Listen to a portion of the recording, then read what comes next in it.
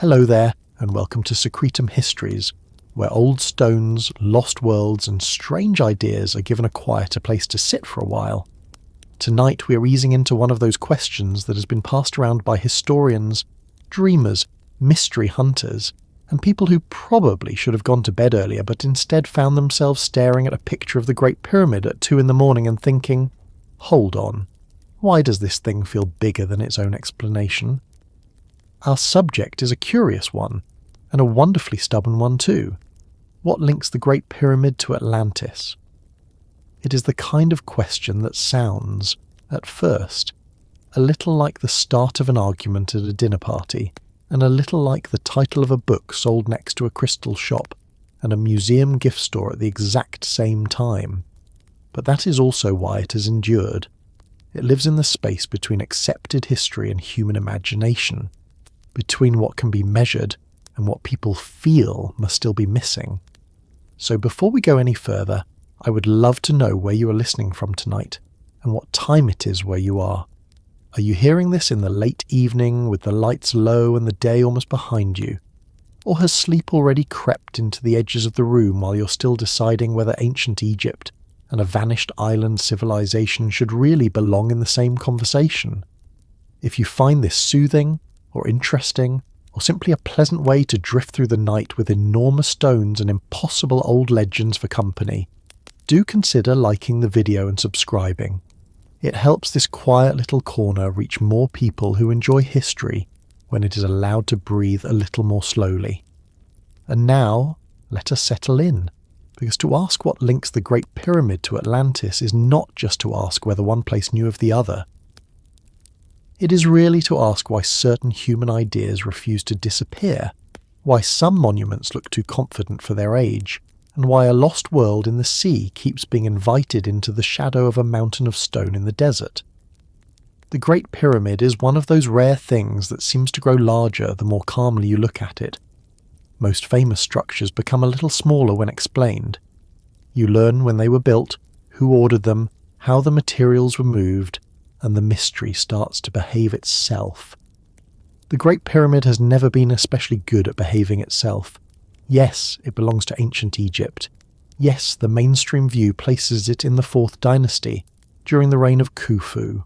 Yes, archaeologists have a great deal to say about quarrying, labour organisation, engineering skill, royal ideology, and funerary landscapes.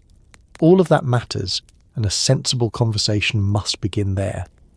But even after the official framework is laid down, the pyramid continues to produce a very particular reaction in people. It is not just admiration. It is not only awe.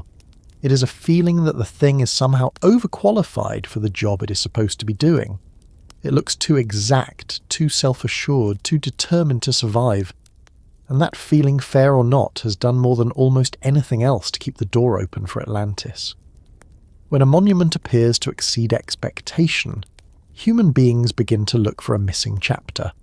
We begin to wonder whether the culture that used it inherited something, whether the knowledge behind it was older than the rulers associated with it, whether the builders were standing at the end of a tradition rather than the beginning of one.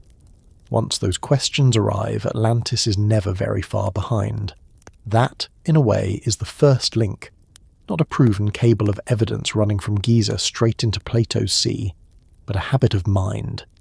Atlantis enters the pyramid story because the pyramid creates an appetite for lost origins. It invites them. It does this partly through scale. The Great Pyramid was the tallest human-made structure on Earth for thousands of years. That fact alone is enough to make later generations stare at it with a kind of respectful suspicion. Then there is the precision, its alignment, its geometry, the careful placement of internal spaces, the astonishing amount of stone involved, the plain stubborn competence of the whole thing. When people encounter such a structure, they do not merely ask how it was built. They ask whether the civilization we think built it had more help than we realise, more time than we assume, or more inheritance than the surviving records clearly show. And once inheritance becomes part of the question, Atlantis begins to function like a placeholder. It becomes the name people give to the missing teacher, the vanished parent civilization, the lost source of architecture, astronomy, mathematics, sacred planning, or catastrophe memory. In that sense, Atlantis often means less a specific island and more a suspected earlier world. Of course, Atlantis has its own life, long before it meets the Great Pyramid in modern speculation. The story most people know comes through Plato, who described a powerful island civilization that existed long before his own time and was destroyed in a catastrophe, sinking beneath the sea. Since then, Atlantis has been stretched, polished, relocated, expanded, and used for nearly every purpose imaginable. It has been turned into moral lesson, historical riddle, occult tradition, alternative prehistory, adventure fiction, and intellectual sponge, soaking up whatever an age most wants to imagine was once known and then lost. For some, Atlantis was simply a philosophical invention. For others, it was a memory distorted by time. For still others, it became the answer to 100 disconnected puzzles. Why do distant civilizations build in stone? Atlantis. Why do ancient myths speak of floods? Atlantis. Why does a monument seem to advance for the neat timelines we prefer? Atlantis again, quietly being assigned another shift. It is a very hard-working lost continent. But the reason Atlantis and the Great Pyramid keep being paired is not just because both are famous. It is because they complement each other in the human imagination. Atlantis is a civilization with no confirmed ruins that everyone can agree on. The Great Pyramid is a ruin so undeniable that nobody can ignore it. Atlantis is absence wrapped in story. The Great Pyramid is presence wrapped in uncertainty. One is too invisible, the other is too visible. Put them together and people feel, perhaps wrongly but very strongly, that the two could solve each other's problem. Atlantis could explain where the pyramid's supposed extraordinary knowledge came from. The pyramid could give Atlantis something solid at last, a footprint in stone, a survivor, a message left above the floodline. This is how the pairing works emotionally, even before it tries to work historically. Then there is Catastrophe, which may be the most powerful bridge between them. Human cultures remember destruction very well. Floods, fires, droughts, invasions, collapses, drowned cities, broken dynasties, all of these leave marks not only in soil and architecture but in story. One of the reasons Atlantis remains so difficult to bury as an idea is that it fits into an old and widespread pattern. The belief that there was once a former world, a more powerful age, and that some disaster ended it. The Great Pyramid, by contrast, looks like something built with disaster in mind, whether or not that was actually its purpose. It looks durable in a way that encourages projection. It seems less like a temporary human building, and more like a statement intended to outlast temporary humans. That appearance matters. A monument that seems built to endure naturally attracts theories that it was meant to preserve knowledge, survive a cataclysm, or stand as a marker after a civilizational reset. Once people begin imagining survivors, preservation, and broken ages of the world, Atlantis slides into the room and takes a seat without needing much invitation. It also helps that Egypt itself has always held a special place in the Western imagination as a civilization both known and not fully known. We know a great deal about ancient Egypt compared with many other old societies, and yet Egypt has repeatedly been treated as if it were guarding an extra drawer that historians have not opened yet. Tombs, hidden chambers, coded texts, star alignments, priestly knowledge, sacred mathematics, underworld books, monumental stonework. All of this makes Egypt easy to recruit into larger theories. Giza in particular has become a kind of magnet for the idea that visible history sits atop older foundations. Some people look at the plateau and see a clear old kingdom project. Others look at the same place and feel that the site is layered, inherited or repurposed.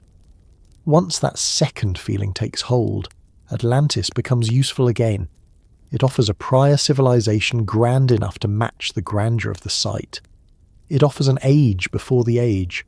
Whether that is good history is another matter, but as narrative logic it is extremely persuasive. There is also the issue of knowledge, and this is where the conversation becomes especially sticky. Many Atlantis theories link the lost civilization not merely to power, but to advanced understanding. Not advanced in the modern sense of laptop computers hidden under the Sahara, though there is always someone ready to propose something along those lines after 3 documentaries and 1 heroic lack of sleep. More often, the claim is about geometry, astronomy, surveying, stoneworking, or earth knowledge. The Great Pyramid fits this very well because it appears, even to non-specialists, deeply planned. It does not look accidental. It looks as if somebody measured first and measured again. It looks like the product of people who trusted order. For those inclined toward Atlantis, this kind of planning becomes suspiciously old wisdom, a remnant of a maritime or pre-flood civilization that taught later peoples how to build in ways that echoed cosmic principles. For mainstream historians, of course, there is no need to invent Atlantis when Egyptian skill, labour administration, and long cultural development already account for the achievement, and that is exactly where the debate keeps renewing itself. One side sees a monument that proves what ancient Egyptians could do. The other sees a monument that hints Egyptians inherited at least part of what they knew. Now it is worth slowing down here, because there is a difference between asking whether Egypt was influenced by older traditions and claiming Atlantis as the source of them. The first question is normal historical work. Civilizations inherit, borrow, adapt, and build on what came before them. The second question is far larger, because Atlantis is not just an older tradition. It is an ultimate tradition, a grand container for cultural memory itself. Once Atlantis is introduced, every old mystery risks being absorbed into it. That is one reason scholars remain cautious, and rightly so. A theory that explains everything can become a theory that explains nothing. Still, the emotional appeal is plain enough. To connect the Great Pyramid with Atlantis is to imagine that the pyramid is not merely a royal project, but a surviving hinge between worlds, one world drowned, the other historical. It transforms Giza from a monument within Egypt into a monument about civilization as a whole, and people are especially drawn to that because the Great Pyramid seems to exceed ordinary categories. Is it a tomb? A symbol of kingship? A cosmic machine? A map in stone? A ritual architecture of ascent?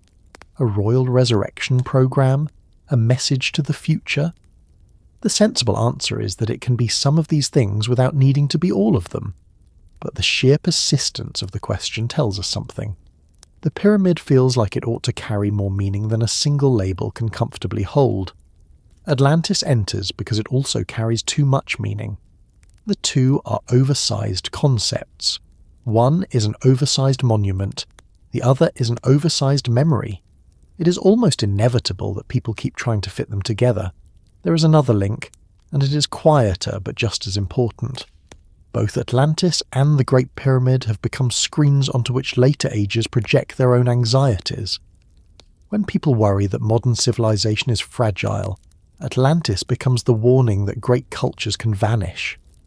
When people worry that something important has been forgotten, the Great Pyramid becomes evidence that previous humans mastered things we barely respect anymore. Patience perhaps being chief among them. When people suspect that official explanations are too neat, both Atlantis and Giza become useful symbols of whatever history is thought to be hiding. This does not make the theories true, but it does explain their durability. They answer emotional needs as much as historical questions. They give shape to the suspicion that our story of the past is too small for the monuments left behind. And yet, for all that, the most honest opening to this subject is not certainty but tension, because there are real reasons the Great Pyramid and Atlantis get linked, even if those reasons do not amount to proof. They are linked by the way monuments create legend. They are linked by the human tendency to explain excellence through lost origins. They are linked by catastrophe stories, by fascination with ancient knowledge, by dissatisfaction with tidy timelines, by the seductive idea that some pieces of civilization survived a former collapse and resurfaced in Egypt as stone memory. They are linked by our desire to believe that the ancient world still has one enormous secret left in it. And they are linked by a more ordinary fact too. People do not like unanswered greatness. When something ancient looks too competent, too resilient, too deliberately placed in the landscape, we begin searching for ancestors worthy of it, even if we have to invent them. So tonight, as we begin, we are not going to rush to declare that Atlantis built the Great Pyramid, or that pre-survivors from a sunken island sailed into Egypt with blueprints tucked under one arm and a very impressive sense of direction under the other. We're also not going to wave the question away just because it has attracted some wonderfully over-caffeinated claims over the years. Instead, we're going to sit with the puzzle properly. We're going to look at what Atlantis originally was said to be, what the Great Pyramid actually is, why people feel the need to connect them, what kinds of evidence are usually offered, what historians reject, and why the idea keeps returning no matter how often it is dismissed. Because that persistence is itself part of the story. Some questions survive not because they are solved, but because they are built from two very durable materials, a monument too large to ignore, and a legend too dramatic to leave alone. And once those two materials meet, the old island and the old pyramid begin to circle each other in the mind. One sinks beneath the sea, one rises above the sand. One is described in words that are forever argued over. The other is made of stone that seems to argue silently with every explanation placed upon it. Between them lies the sort of gap that people have always wanted to bridge, and the first step in crossing it is to turn away from the desert for a moment and ask what Atlantis actually was supposed to be before it ever cast a shadow toward Giza. There is something almost unfair about the Great Pyramid. It has had more than 4,000 years to become famous, and it still manages to look like it got there early and has been waiting for everybody else to catch up. Most monuments need little help from guidebooks, teachers, films, postcards, or that one friend who comes back from vacation determined to explain masonry to the whole group over lunch. The Great Pyramid does not seem to need much assistance. Show its outline to almost anyone on Earth and they will recognise it, even if they are not completely sure which pyramid it is, which king it is tied to, or which part of Egyptian history they are supposed to place it in. It has become one of those rare things that no longer belongs only to the civilization that made it. It belongs to world memory. It has become shorthand for ancient Egypt, for mystery, for durability, for labour beyond imagination, for kingship, for death, for hidden chambers, for lost knowledge, for tourists in hats making brave but unwise decisions in the midday sun, and for the unsettling possibility that some old structures still know how to make modern people feel slightly underqualified. Atlantis lives in memory too, but in the opposite way. The Great Pyramid is remembered because it is there. Atlantis is remembered because it is not. One is a monument everyone knows because stone has carried it through millennia. The other is an island everyone remembers because story has done the carrying. That difference matters more than it may seem at first, because it explains why the two are so often drawn toward one another. Human beings are very good at filling absence with narrative and filling presence with meaning. When something is gone, we imagine. When something remains, we interpret. Atlantis gives imagination a place to work. The Great Pyramid gives interpretation a surface to work on. Put the two together and a very old habit begins. The habit of asking whether the lost thing explains the surviving thing, or whether the surviving thing is a clue left behind by the lost thing. This is why those two names sit so comfortably together in popular culture, even before any evidence is discussed. Say Great Pyramid, and people picture stone, scale, sand, the desert edge, the square base, the long climb of blocks, the clean triangle against the sky.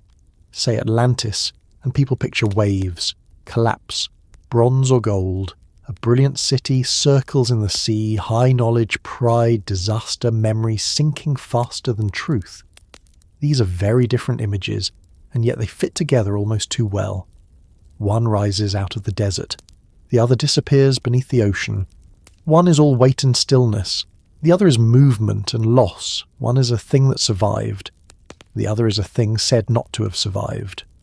Between them, they cover two of the deepest instincts people bring to ancient history: the instinct to preserve and the instinct to mourn. The Great Pyramid became famous by doing something very simple and very difficult. It stayed put. Dynasties disappeared, religions changed, empires came and went, languages shifted, armies marched past, stone casing was stripped, chambers were entered, measurements argued over, theories multiplied, and still the structure itself remained large enough to ignore almost every attempt to reduce it to a single meaning. That has had a powerful effect on the imagination. The pyramid is not just old, it looks older than explanation. Even when one learns the history associated with Khufu, the administrative strength of the Old Kingdom, the labour force, the quarry systems, the design traditions, the role of royal tombs, and the larger context of Giza, some portion of the mind still looks at the monument and thinks, yes, perhaps, but also this feels like something more. That feeling may be unfair to the ancient Egyptians, who were fully capable of greatness without needing help from imaginary island engineers, but feelings of this sort have shaped more historical speculation than most people care to admit. Atlantis became famous in a more slippery way. It never had the advantage of standing in front of people in a desert light. It arrived through words, a description, a story within a philosophical setting, a civilization said to have existed far in the past and to have vanished in catastrophe. That should have made it fragile. Stories can be forgotten. They can be doubted. They can be left behind. But Atlantis had a peculiar strength. It attached itself to things people already feared and already hoped. It attached itself to the fear that civilizations can collapse quickly, and to the hope that there may once have been a wiser or grander age. It attached itself to the old appeal of lost worlds, and to the older appeal of believing that history did not begin as modestly as textbooks suggest. Once Atlantis settled into that place in the imagination, it became almost impossible to remove. It could be relocated, reinterpreted, exaggerated, mocked, defended, spiritualized, or turned into entertainment, but it could not quite be erased. So one became unforgettable by endurance, and the other by absence.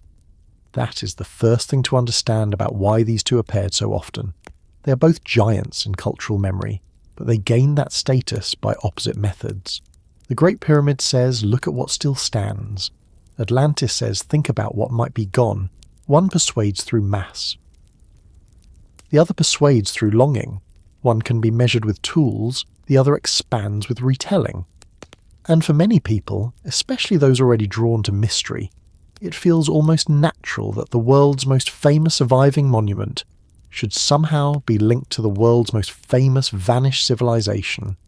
There is also a simpler reason. Both names promise scale. The Great Pyramid is not just any old building. Atlantis is not just any old story. Neither of them is modest. Nobody says Great Pyramid and imagines a decent but unremarkable local achievement. Nobody says Atlantis and imagines a reasonably successful island town with acceptable harbour management and only average pottery. Both come with built-in largeness. They suggest something beyond the ordinary range. They suggest that the people involved were doing something at a level difficult to compare with the rest of their age. Whether that impression is historically accurate is one issue. The impression itself is another, and it has enormous power. When two ideas each carry greatness in this exaggerated way, people begin to fit them together almost by instinct.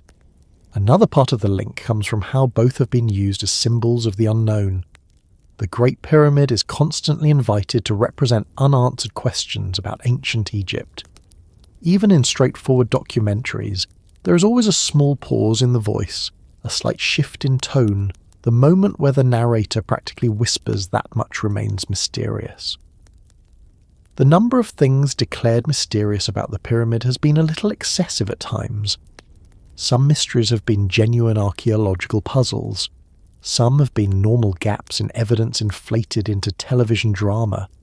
Some have been less mystery and more refusal to accept that ancient people were clever enough to plan carefully and work hard for a very long time. But regardless of the category, the pyramid has ended up wearing the label of mystery so often that it is now part of its public identity. Atlantis wears that label even more comfortably.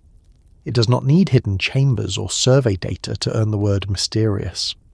It is mysterious by default because its location, reality, and meaning have been disputed from the beginning.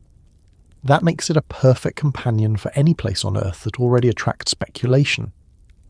Attach Atlantis to a mountain, a ruin, a megalithic wall, a map, a flood myth, or a strangely placed stone, and you immediately increase the dramatic voltage. The idea works especially well with the Great Pyramid, because the pyramid already feels self-contained and secretive. It gives very little away emotionally. It does not tell people what to think. It simply sits there and lets them make increasingly ambitious guesses. There is an irony in all this. The more familiar the Great Pyramid becomes, the less ordinary it seems. Familiarity usually reduces wonder. In this case, it has done the opposite. People have seen the shape so often that they forget how strange it really is. A mountain-shaped royal structure on a carefully chosen plateau, built from millions of blocks, aligned with astonishing care, containing internal spaces that are still debated, associated with a civilization whose achievements are widely admired and yet still regularly underestimated. No wonder the mind starts searching for companions equal to it in myth. Atlantis is one of the few names big enough. It has enough weight in the imagination to stand next to Giza without immediately looking silly, though many of the arguments made on its behalf do occasionally wander into territory that deserves at least a raised eyebrow and perhaps a firm nap. That pairing is strengthened by the idea of memory itself. The Great Pyramid is often treated as a memory in stone, a preserved statement from an old world. Atlantis is treated as memory and story, a fading recollection of a world that vanished. This is one reason the link between them feels so satisfying to some people. It lets them imagine that history survives in two forms at once, hard form and soft form, block and legend, architecture and tale. If Atlantis was real, then perhaps its memory survived not only through words handed down and reshaped, but through practices, symbols, measurements, or architectural principles passed into later civilizations. In that model, the Great Pyramid becomes not the work of Atlanteans themselves necessarily, but the descendant of their knowledge. It becomes a fossil of teaching rather than a direct ruin of the lost island. That idea is appealing because it avoids a problem that immediately troubles more dramatic claims. There is no need to imagine the pyramid somehow drifting out of the Atlantic and parking itself neatly on the Giza plateau. There is no need to dress Egyptian architects in Atlantean uniforms and hope nobody notices. Instead, the claim shifts toward inheritance. A lost civilization falls, survivors spread, knowledge fragments, sacred geometry, astronomical observation, stoneworking methods, or flood memory are preserved by priestly groups or early rulers. Centuries later, those fragments reappear in Egypt as monumental expression. This sort of theory is attractive precisely because it sounds less ridiculous than direct transfer, even though it remains very difficult to prove. It also fits a pattern that many people find convincing in other areas of history. They know that cultures inherit. They know that techniques spread. They know that trade routes, migrations, and conquests move ideas around. So when they hear Atlantis proposed not as a cartoon island of crystal towers, but as an earlier maritime culture whose memory broke apart and scattered, it feels more plausible. The Great Pyramid then becomes a destination for that plausibility, because it is the sort of structure onto which ancient wisdom can be projected.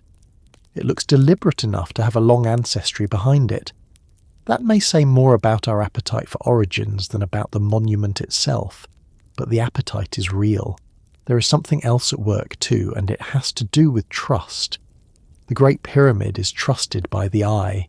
Even if a person knows very little about Egyptian chronology, they trust the object's seriousness. It is plainly real. Atlantis is trusted by a different faculty. It is trusted by imagination, by intuition, by the feeling that stories that survive for a long time usually have at least a grain of old memory in them. When those two kinds of trust are combined, a certain kind of thinker feels unusually satisfied. The eye is given its monument, the intuition is given its legend. This produces a sense that the full past must lie somewhere in the overlap. That overlap has been enlarged for generations by writers, lecturers, amateur researchers, alternative historians, occult traditions, and television producers who have never once seen a mysterious stone they did not want to introduce to a lost continent. Sometimes these people have been thoughtful. Sometimes they have been reckless. Sometimes they have had an admirable curiosity mixed with a complete inability to stop themselves once the phrase "ancient secrets" appears on a slide. But taken together, they have built a durable public association. Even people who have never read Plato and could not name Khufu if gently bribed with tea have absorbed the basic idea that the Great Pyramid and Atlantis somehow belong in the same conversational room. This does not happen with every monument. Stonehenge is mysterious, but it does not attract Atlantis in exactly the same way. The statues of Easter Island attract it sometimes, but not with the same intensity. Mesoamerican pyramids, megalithic ruins, and underwater structures all take turns hosting the idea. Yet Giza remains special because the Great Pyramid combines fame, precision, age, and an enduring sense of withheld explanation. It is famous enough to matter globally, exact enough to seem uncanny, old enough to feel near the beginning of things, and reserved enough to encourage speculation. Atlantis, meanwhile, supplies the emotional fuel of former greatness and disaster. Together they produce a story engine that has not run out of energy in centuries. It is also worth noticing that both are remembered selectively. The Great Pyramid is world famous, but most people remember only part of what it really is. They remember the shape, not the full landscape of Giza. They remember the outside, not the difficult questions of internal design, work organisation, royal ideology, or surrounding structures. They remember it as a symbol more than a context. Atlantis is remembered even more selectively. Most people do not remember the original philosophical purpose of the story, or the exact way Plato framed it. They remember only the glittering summary: advanced island civilization, catastrophe, submerged forever.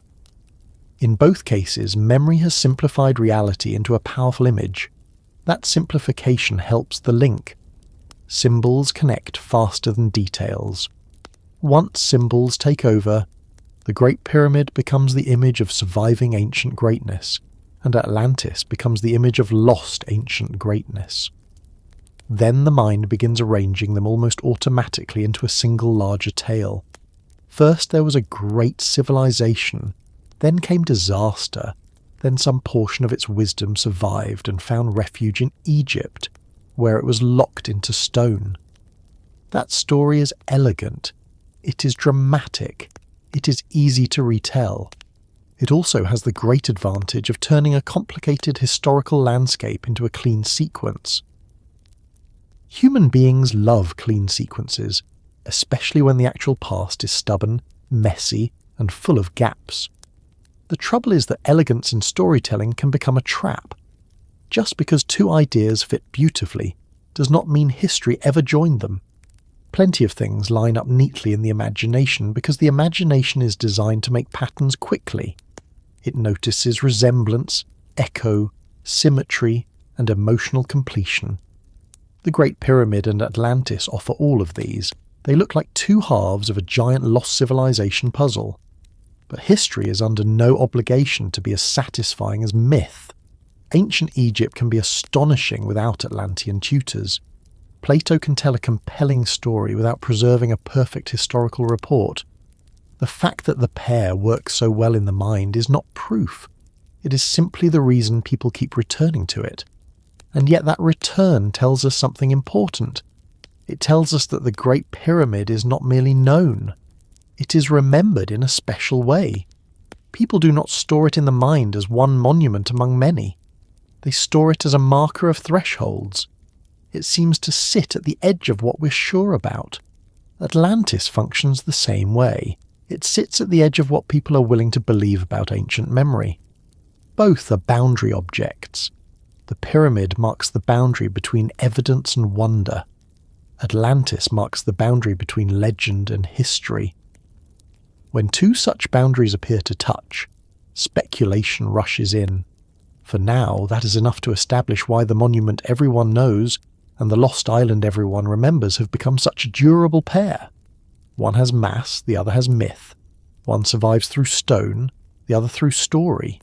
One looks permanent, the other feels permanently unfinished. One stands on a plateau outside Cairo. The other floats through the cultural imagination, never fully pinned down and never fully dismissed. Their connection begins not with proof, but with recognition. People see the pyramid and feel that it deserves an older or larger backdrop than ordinary history gives it. They hear Atlantis and feel that such a legend must have left some hard trace somewhere. The two suspicions meet, and from that meeting an entire tradition of speculation grows. To understand whether that tradition has any foundation at all, we have to leave the pyramid standing where it is for a little while and turn toward the source of the island story itself. Because before Atlantis became a global symbol for lost civilization, it first appeared in a very specific ancient setting, with very specific details, and those details are where the next part of this long question really begins. If we are going to talk about Atlantis at all, and especially if we are going to bring it anywhere near the Great Pyramid, then we have to begin where the story actually enters the written record, because Atlantis did not drift into modern culture as a vague rumour with no address. It came to us through Plato. That fact matters. It matters because it gives the story a specific doorway, a specific voice, and a very specific intellectual setting. Atlantis was not introduced to the world as a sailor's tavern tale, or as a random scrap of temple gossip, or as a surviving inscription carved into a cliff somewhere that everybody then argued over, while pretending their preferred translation was obviously correct.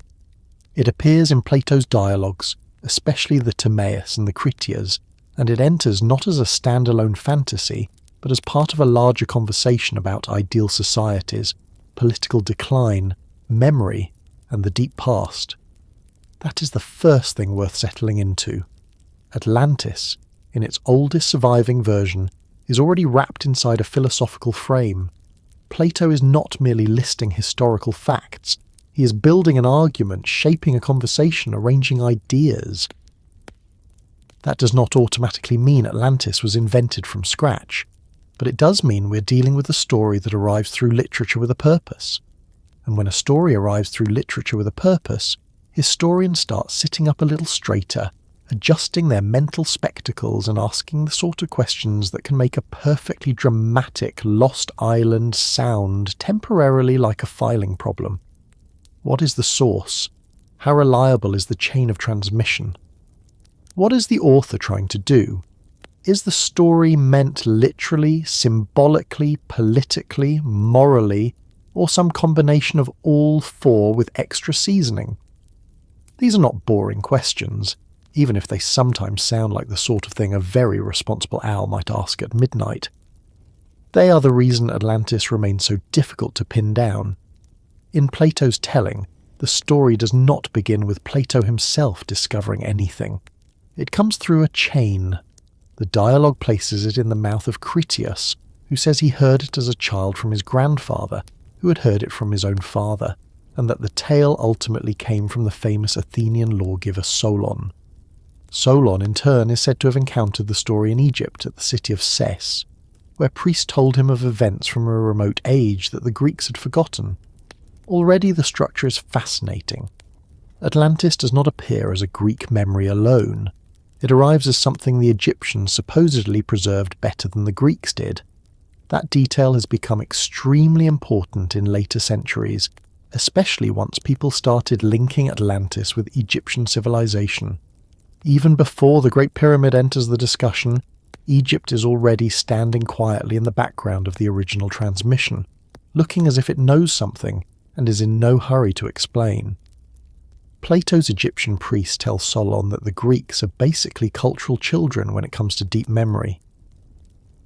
That is one of the little stings hidden inside the story. Floods, fires, and repeated catastrophes, they say, have wiped out records and reduced humanity to restarting over and over again. The Greeks remember only the recent world. Egypt, by contrast, preserved old knowledge more successfully. This is one of the most durable and seductive features of the Atlantis account, because it does two things at once. First, it gives the story age. Not just age in the ordinary sense, but age beyond ordinary civic memory. Second, it establishes a pattern of lost civilizations and broken records. That pattern is exactly the kind of thing later writers seize upon when they want to connect Atlantis to monuments like the Great Pyramid.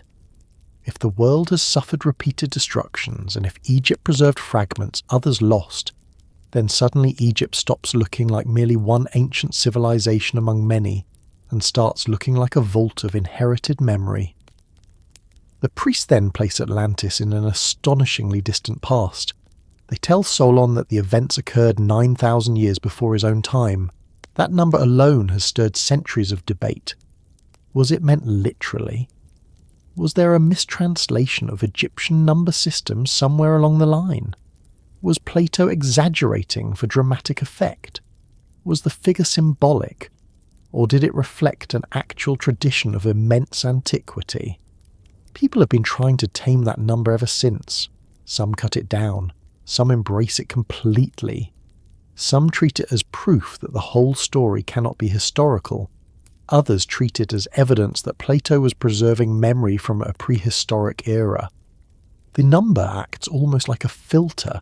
It tells you immediately what kind of reader you are dealing with. If someone hears 9,000 years and calmly says, well, yes, that seems quite sensible, then you know you're in for a lively evening.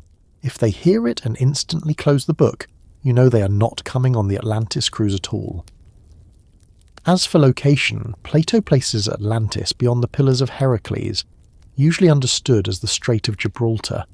That means outside the Mediterranean, beyond the familiar enclosed world of Greek and Egyptian seafaring, in the greater ocean. This detail has encouraged endless searching. If Atlantis lay beyond Gibraltar, then was it in the Atlantic proper? Was it some memory of Bronze Age maritime power distorted by distance? Was it a literary westward setting, chosen because West already suggested edges, endings and places beyond ordinary maps? Plato's wording gave later generations just enough geography to become obsessed, and not enough to become satisfied. That is a very dangerous amount of geography to hand to human beings. Give people a vague but dramatic location, and they will spend centuries pointing at different coasts, islands, banks, submerged shelves, volcanic calderas, and occasionally furniture polish stains on old maps, declaring with increasing confidence that the truth has at last been found. Plato describes Atlantis as a great island power, rich, organized, and formidable. It is not presented as a sleepy paradise. It is imperial. It commands other islands and parts of the mainland. It has influence, reach, and military strength. This matters because Atlantis is not merely lost in the sense of gone. It is lost in the sense of a major civilization that once posed a serious threat. In Plato's account, Atlantis eventually turns aggressive and attempts to conquer lands within the Mediterranean. Among the peoples who resist it, the ancient Athenians play the starring role. And here we begin to see clearly that the story is doing political and moral work. Atlantis is not just a vanished place, it is a grand adversary. It allows Plato to contrast idealized ancient Athens, brave and virtuous, with a wealthy and powerful external empire that has declined morally. The island itself receives an unforgettable physical description. Plato tells of a capital laid out in concentric rings of land and water, centered around a hill where Poseidon established the line of kings. This is one of the most memorable elements in the whole tradition. The ringed city has lodged itself so deeply in cultural imagination that even people who know almost nothing else about Atlantis still vaguely picture circles, canals, harbours, bridges, walls, and an urban design so neat it feels almost suspiciously ready for a documentary animation. The central figure in the origin story is Cleito, a mortal woman with whom Poseidon fathers sons. The island is divided among these sons, with Atlas, the eldest, giving his name to the land and the sea associated with it. This divine ancestry is important too. Atlantis is from the start not merely human in standing. It is prestigious, favoured, elevated, almost too polished. Like many proud societies in old stories, it begins with special status and ends by failing to live up to it. Plato goes into loving detail about the island's abundance. There are fertile plains, mountains, forests, canals, harbours, elephants, metals, temples, walls covered in metals, ships, chariots, an administrative order. One metal in particular, orichalcum, has fascinated readers for generations. In the dialogue, it is described as highly prized, second only to gold in value. Nobody is entirely sure what real substance, if any, Plato had in mind, and that uncertainty has allowed orichalcum to become one of those marvellous ancient terms that immediately increases the percentage of speculation in any room by about 40. Mention it once and people begin straightening up with interest. Mention it twice and someone starts talking about lost technologies. But in the text, its function is clear enough. It contributes to Atlantis' aura of wealth, rarity, and splendour. Plato wants the reader to see a society at the height of worldly power. He also gives it institutions. There are kings descended from Poseidon, laws inscribed on a pillar, regular assemblies, and rituals involving bulls. The kings meet, judge, govern, and swear oaths. The island is not chaos. It is structured. In fact, one reason Atlantis has remained so compelling is that Plato does not describe it as a vague dreamland. He gives it systems, roads, waterworks, military organisation, hierarchy, ritual, landscape management. All of these details help create the impression of something almost historical, almost recoverable, almost just one excavation away from making everyone on Earth briefly unbearable at parties. This level of description is exactly why readers have never been content to leave Atlantis as pure allegory. It feels too furnished to be merely a parable, and yet it is also so perfect in its dramatic design that many scholars suspect Plato was constructing it precisely to make his philosophical contrast vivid. That contrast sharpens as the story moves from greatness to corruption. Plato says that as the divine element in the Atlanteans became diluted by mortal mixture over generations, their character worsened. They became greedy, ambitious, unable to bear prosperity with moderation. This is a very old lesson in a very old form. Success produces arrogance. Wealth produces overreach. Divine favour or original nobility is squandered by appetite. Atlantis begins not as wickedness itself, but as a society that loses balance, and once it loses balance, disaster follows. In this sense, the story behaves like many classical moral narratives. It is not simply about what was destroyed, it is about why destruction became fitting. Then comes the ending everyone knows, though often in a simplified version. After the Atlanteans attempt conquest and after the virtuous ancient Athenians resist them, great earthquakes and floods occur. In a single day and night of misfortune, as Plato puts it, Atlantis sinks beneath the sea, and the region becomes impassable due to mud and shoals. That image has never left us. A rich and mighty island civilization swallowed by water in shocking speed. Sudden catastrophe. The sea as grave and eraser at once. The detail about navigation becoming difficult because of muddy shallows is especially interesting, because it gives the destruction a physical aftermath. This is not just a magical disappearance. Plato adds a note that sounds observational, as though the lost island left environmental traces. Now, this is where interpretations begin to split and multiply. Many classicists and historians see Atlantis primarily as a literary creation used by Plato to explore political ideas. In that reading, Atlantis is a cautionary model of imperial excess, set against an idealized Athens that embodies civic virtue. The Egyptian priestly frame gives the story authority and antiquity. The details make it persuasive. The catastrophe gives it force, but its ultimate function remains philosophical. That is a strong argument, and it has a great deal to recommend it. Plato is, after all, Plato. He did not need to invent Atlantis in order to start confusing later generations, but he was certainly capable of building a story that served an intellectual purpose, while sounding grand enough to echo for millennia. Other readers are not satisfied with that.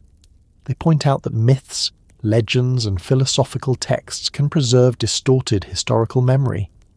They note that ancient writers often mixed fact, moral lesson, and inherited tradition. They argue that the Atlantis account may preserve some memory of real events, perhaps filtered through centuries of retelling. Candidates have ranged from the eruption of Thera and the decline of Minoan civilization to broader flood memories from the end of the last ice age, to lost coastal settlements now underwater, to maritime powers remembered in exaggerated form. This is the lane in which Atlantis becomes less an invented island and more a container for compressed civilizational memory. In that model, Plato did not necessarily invent from nothing. He may have reworked older traditions, drawing together fragments of catastrophe, foreign power, and ancient prestige into a philosophical narrative. That possibility is one reason the story has never been allowed to rest. If Atlantis were obviously impossible in every detail, interest would have faded. If it were clearly historical, archaeologists would have turned it into a field report and greatly disappointed the more theatrical part of the public. Instead, it remains in the irritatingly productive middle ground. It is rich enough to tempt belief, shaped enough to tempt skepticism, and vague enough to survive both. That is almost the perfect recipe for an immortal controversy. Another crucial point is that Egypt sits inside the Atlantis story not as scenery, but as custodian. The priests at Sais are the ones who supposedly preserve the deep record. That means the idea of Egypt as keeper of lost knowledge is not a modern invention attached later by alternative writers. It is already embedded in the story's ancient presentation. Of course, that does not prove Egyptian monuments preserve Atlantean wisdom, but it does explain why later generations so readily made that leap. If Solon learned of Atlantis from Egyptian priests, then Egypt already appears linked to the vanished civilization at the level of memory and transmission. Later, imagination simply pushes that connection farther. If Egypt remembered Atlantis, perhaps Egypt inherited from Atlantis. If Egypt inherited from Atlantis, perhaps its monuments contain traces of that inheritance. And once that thought begins, it tends to march straight toward Giza, with the determination of a theory that has packed too many bags. This is also why the Great Pyramid becomes such an attractive candidate in these discussions. Among Egyptian monuments, it is the one most likely to be cast as a vessel of old knowledge. It is the most famous, the most imposing, the one that looks most resistant to easy explanation in the popular imagination.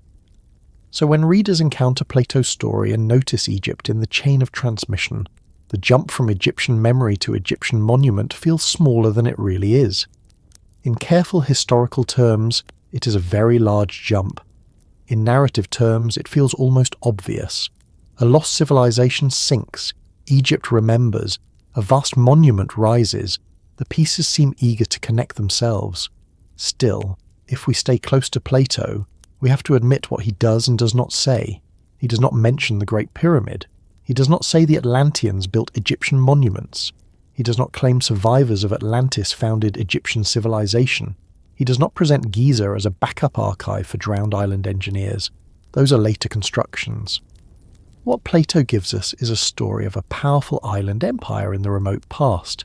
known through Egyptian priests defeated in war and destroyed by catastrophe.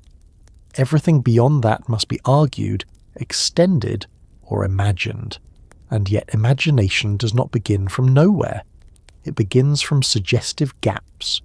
Plato gave later ages an old island, an old disaster, an old Egyptian memory, and a number so large it stretched the historical comfort of nearly everyone who encountered it. He gave Atlantis wealth, planning, engineering, law, ritual, kingship, and collapse. He gave it just enough detail to feel like history, and just enough structure to feel like myth. That is why the story has survived. Not because it can be settled easily, but because it refuses to sit fully on either side of the line. For our purposes, what matters most is this. The ancient story of Atlantis is not originally about the Great Pyramid, but it already contains the ingredients that later allow the two to be linked. Deep antiquity, Egypt as keeper of memory, a lost advanced society, catastrophic destruction, the suspicion that human history is longer and more broken than ordinary records admit. Once those ingredients are in place, the next step is almost inevitable. People turn from Plato's vanished island to Egypt's most famous monument and begin asking whether the pyramid looks like something built by the civilization we assign to it, or whether it looks, to some eyes at least, as though it belongs to a deeper and more complicated inheritance. And that is where the stone itself begins to take over the conversation. When people say the Great Pyramid feels older than the world around it, they usually do not mean that they have personally brought a laboratory to Giza, run a dating test, and then wandered away with a clipboard and a life-changing sense of victory. What they usually mean is something simpler and much more human. They mean that the monument creates a mismatch in the mind. You look at the pyramid, then you look at the story you've been given about the age around it, and something in you hesitates. Not because the official chronology is automatically wrong, and not because every uneasy feeling deserves its own lost civilization, but because the structure itself seems so composed, so exact, and so self-assured that it can feel less like the beginning of something, and more like the product of a long tradition already fully in command of its methods. That feeling is one of the strongest reasons Atlantis keeps getting invited into the discussion. Because once a monument seems older in spirit than its surroundings, people begin searching for an older source behind it. The official view, of course, is well known. The Great Pyramid was built during the reign of Khufu in the 4th dynasty of the Old Kingdom, around the 26th century BCE. It was part of a larger royal funerary complex on the Giza Plateau, accompanied by subsidiary pyramids, temples, causeways, mastabas, and the full machinery of state-supported burial architecture. That view is not casual guesswork. It rests on archaeological context, labour evidence, quarry marks, the broader development of pyramid building from earlier forms, and the way Giza fits into Egyptian royal traditions. Anyone talking seriously about the Great Pyramid has to start there. But starting there is not the same as ending there, at least in the public imagination. Because when many people first learn that this structure belongs to the Old Kingdom, they do not react by saying, well, yes, that seems neatly proportioned and emotionally tidy. They react by blinking at the monument and thinking, really? That early? Part of the problem is that most people do not carry ancient chronology in their heads as a smooth, well-organised sequence. They carry it as a loose collection of impressions. Early Egypt feels remote, but it also feels primitive in the very unfair way that schoolbook timelines often make the ancient world feel primitive. People imagine a long road from simple huts to impressive stone civilization, and they expect each stage to look modestly more advanced than the one before it. Then the Great Pyramid appears and behaves very badly inside that expectation. It does not look like a first attempt at grandeur. It does not look like a culture still warming up. It looks like someone knew exactly what they were doing, or at least knew enough that the mistakes were going to be very hard for later centuries to laugh at. That alone creates a sense of displacement. The pyramid seems like the answer to a question people are not sure Egypt had asked yet. This feeling is sharpened by comparison. If you look at the Great Pyramid alongside many other surviving ancient structures, it does not merely stand out because it is big. It stands out because it seems resolved. There is a difference between a monument that is huge and a monument that feels settled into its own design. The Great Pyramid feels settled. The geometry is simple, but not simplistic. The base is broad, the sides rise with stern clarity. The whole form is so clean that it almost hides the complexity of what it took to produce it. In some ways, that makes it more unsettling than a visibly elaborate structure would be. Ornament can distract. Pure form leaves nowhere for uncertainty to hide. And when a building from deep antiquity appears this controlled, people start suspecting that the civilization around it must have had deeper roots than are easy to see.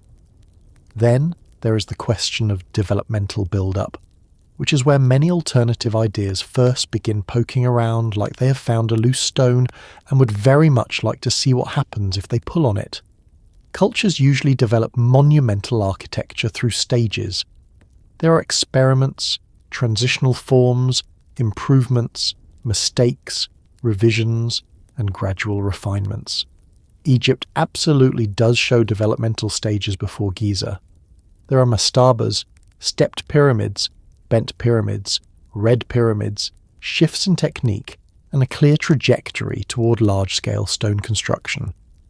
In the academic view, the Great Pyramid is not a sudden miracle dropped into history from nowhere. It is the result of a real and visible architectural evolution. But in the popular mind, that evolution often feels too short, too neat, or too unsatisfying compared with the enormous leap represented by Giza. The earlier structures can look like practice runs. The Great Pyramid can look like something beyond practice. And when the jump feels too dramatic, people start reaching for missing steps. That reaching does not necessarily mean Atlantis. Sometimes it means a forgotten local phase. Sometimes it means lost records.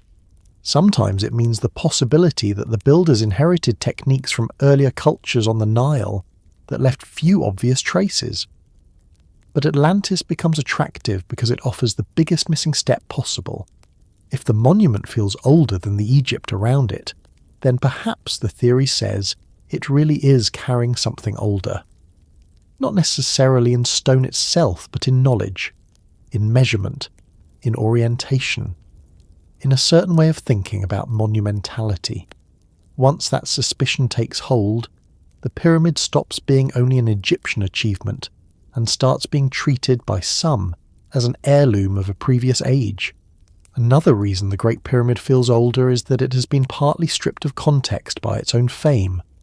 When people picture it, they often picture it alone. They see the great triangular mass rising against the sky, maybe with a little sand, maybe a camel somewhere offering strong opinions about logistics, but not the whole social and architectural world around it.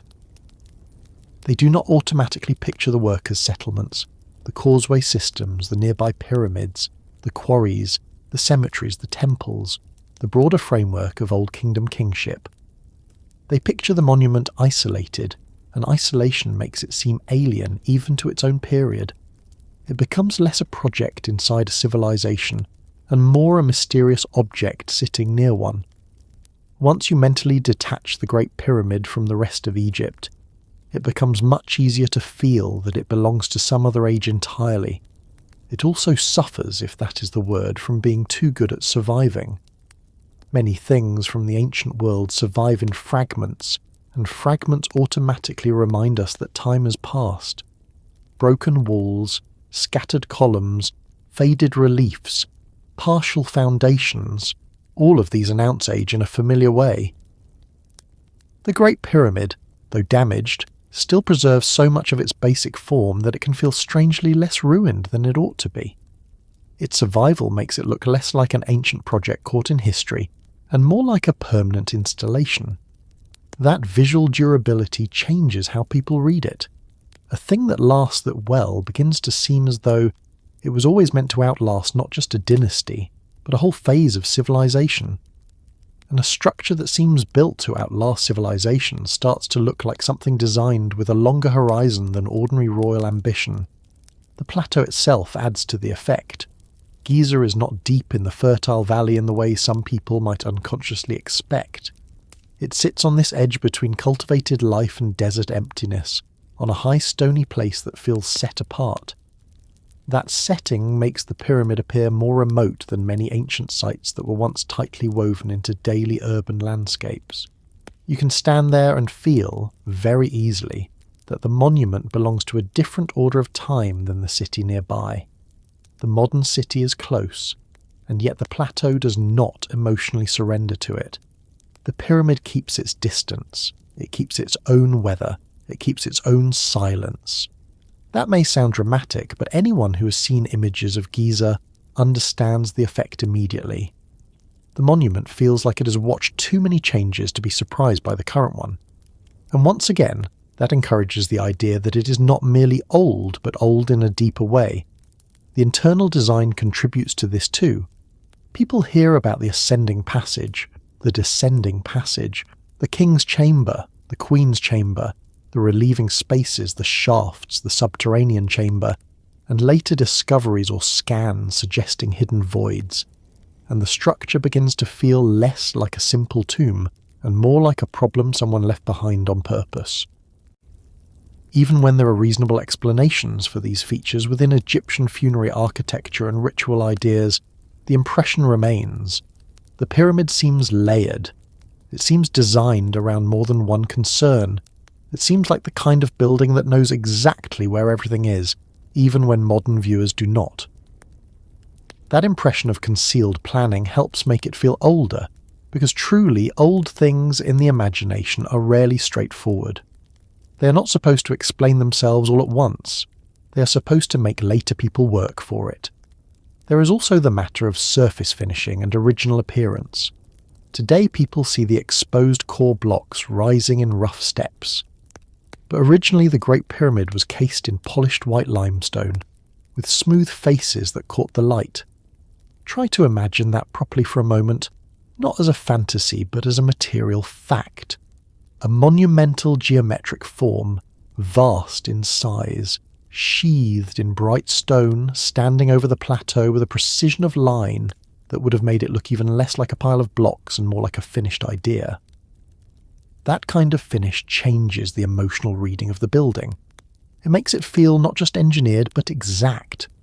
And exactness is one of the things modern viewers often associate with later knowledge, not earlier civilization, which is a bias, certainly, but a powerful one. We tend to assume the past should look rougher than it does. Another factor is inscription, or rather the relative lack of the kind of decorative explanation people expect. Many Egyptian monuments speak in reliefs, scenes, names, praises, offerings, triumphs, and texts. They tell you, if not everything, at least what sort of world you're in. The Great Pyramid is famous for a different kind of reserve. Its internal spaces do not greet the visitor with long-carved narratives or easy symbolic handrails. That absence has helped create an aura of greater antiquity. People look for the familiar language of pharaonic display and do not find it in the way they expect. Then they conclude, perhaps too quickly, that the monument belongs to some more remote or more secretive phase. Silence often reads as age. A structure that says less seems older than one that explains itself. That silence has had a long and productive career. It has allowed almost every generation to project onto the pyramid whatever form of missing knowledge it most prefers. Classical visitors projected wonder. Medieval visitors projected treasure. 19th century writers projected hidden science. 20th century alternative thinkers projected energy systems, star maps, measurements of the Earth, warnings about catastrophe, and at times a level of confidence usually seen only in people assembling furniture without reading the instructions. The monument absorbs all of it because it does not interrupt. It simply remains large, old, and minimally cooperative. A thing that remains minimally cooperative tends to feel older than its historical label, because it never allows itself to become entirely familiar.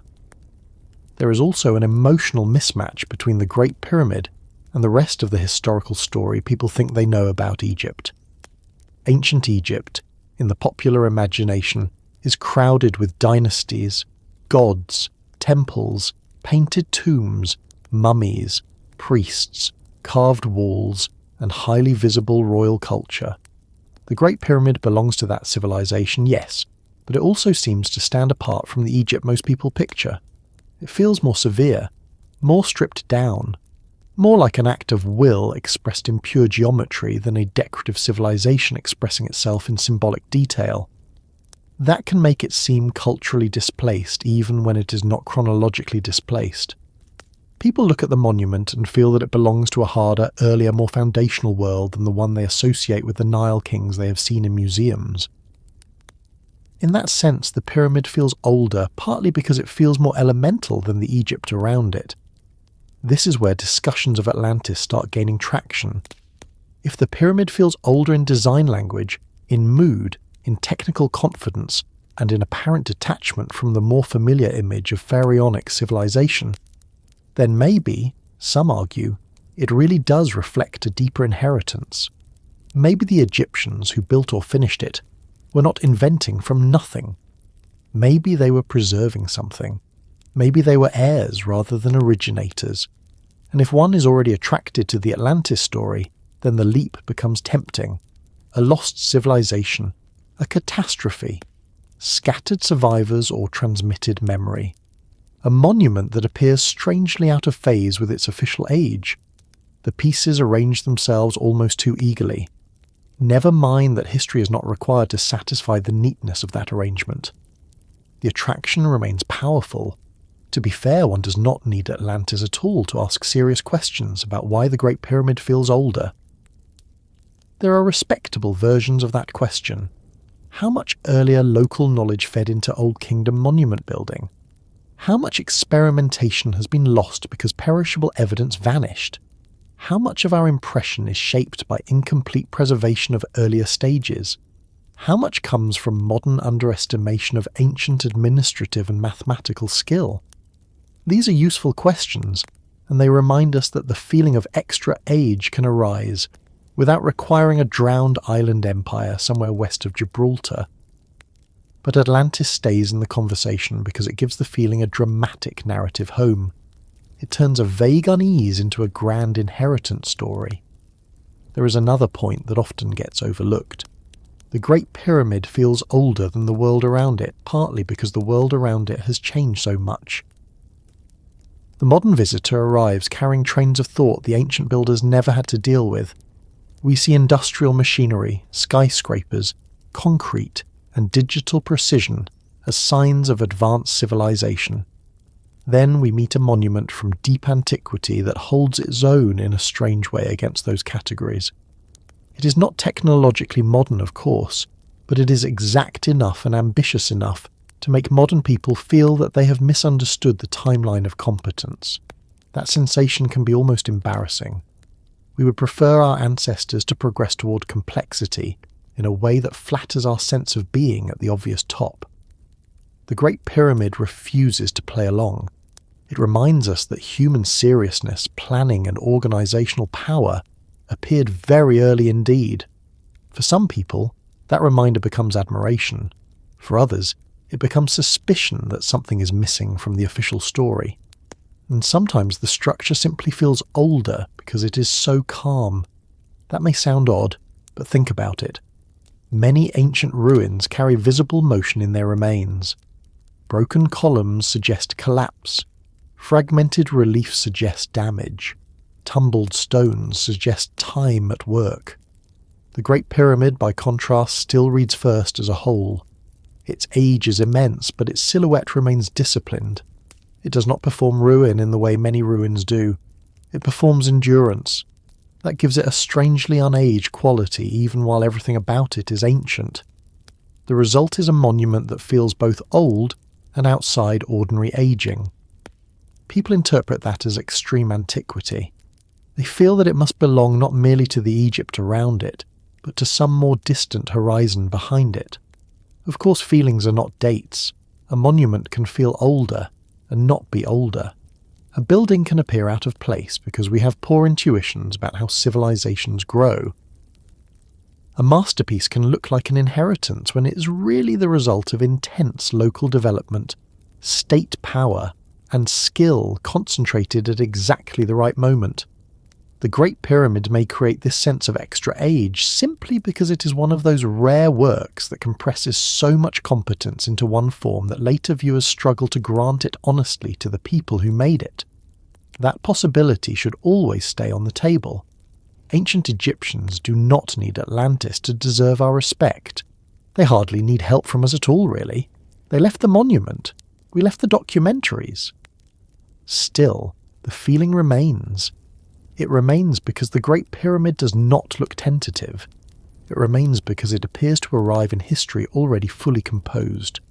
It remains because its setting, survival, silence, design, and scale all combine to make it seem like a messenger from a longer world. Whether that messenger came only from Old Kingdom Egypt, or from some deeper stream of inherited knowledge, is exactly the question that keeps the subject alive. And once a person begins thinking that the pyramid feels older than the world around it, the next question usually follows without much delay.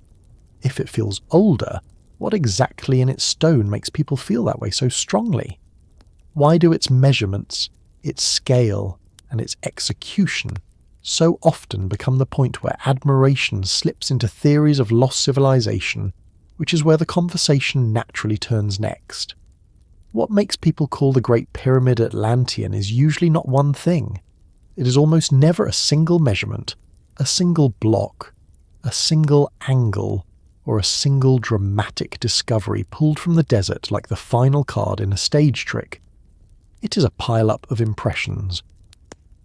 Stone, precision, scale, planning, endurance, alignment, and the uneasy sense that all of those qualities appear together at a level many modern viewers do not feel ready to hand over politely to the ancient world, without asking whether somebody even older was involved. That is how the idea tends to begin. Not with proof, with atmosphere, with the sensation that the monument contains too much calm competence for the period people think it belongs to. Once that feeling settles in, the word Atlantean often arrives as a label for the kind of knowledge people suspect is missing. It helps to be honest about what that label means in practice, because it sounds more specific than it usually is. When people say Atlantean knowledge, they are not always imagining the same thing.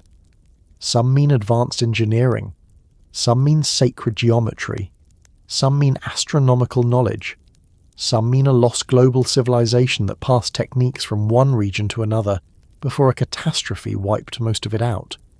Some mean nothing more technical than a vague but powerful sense that somebody, somewhere, knew more than the standard story allows.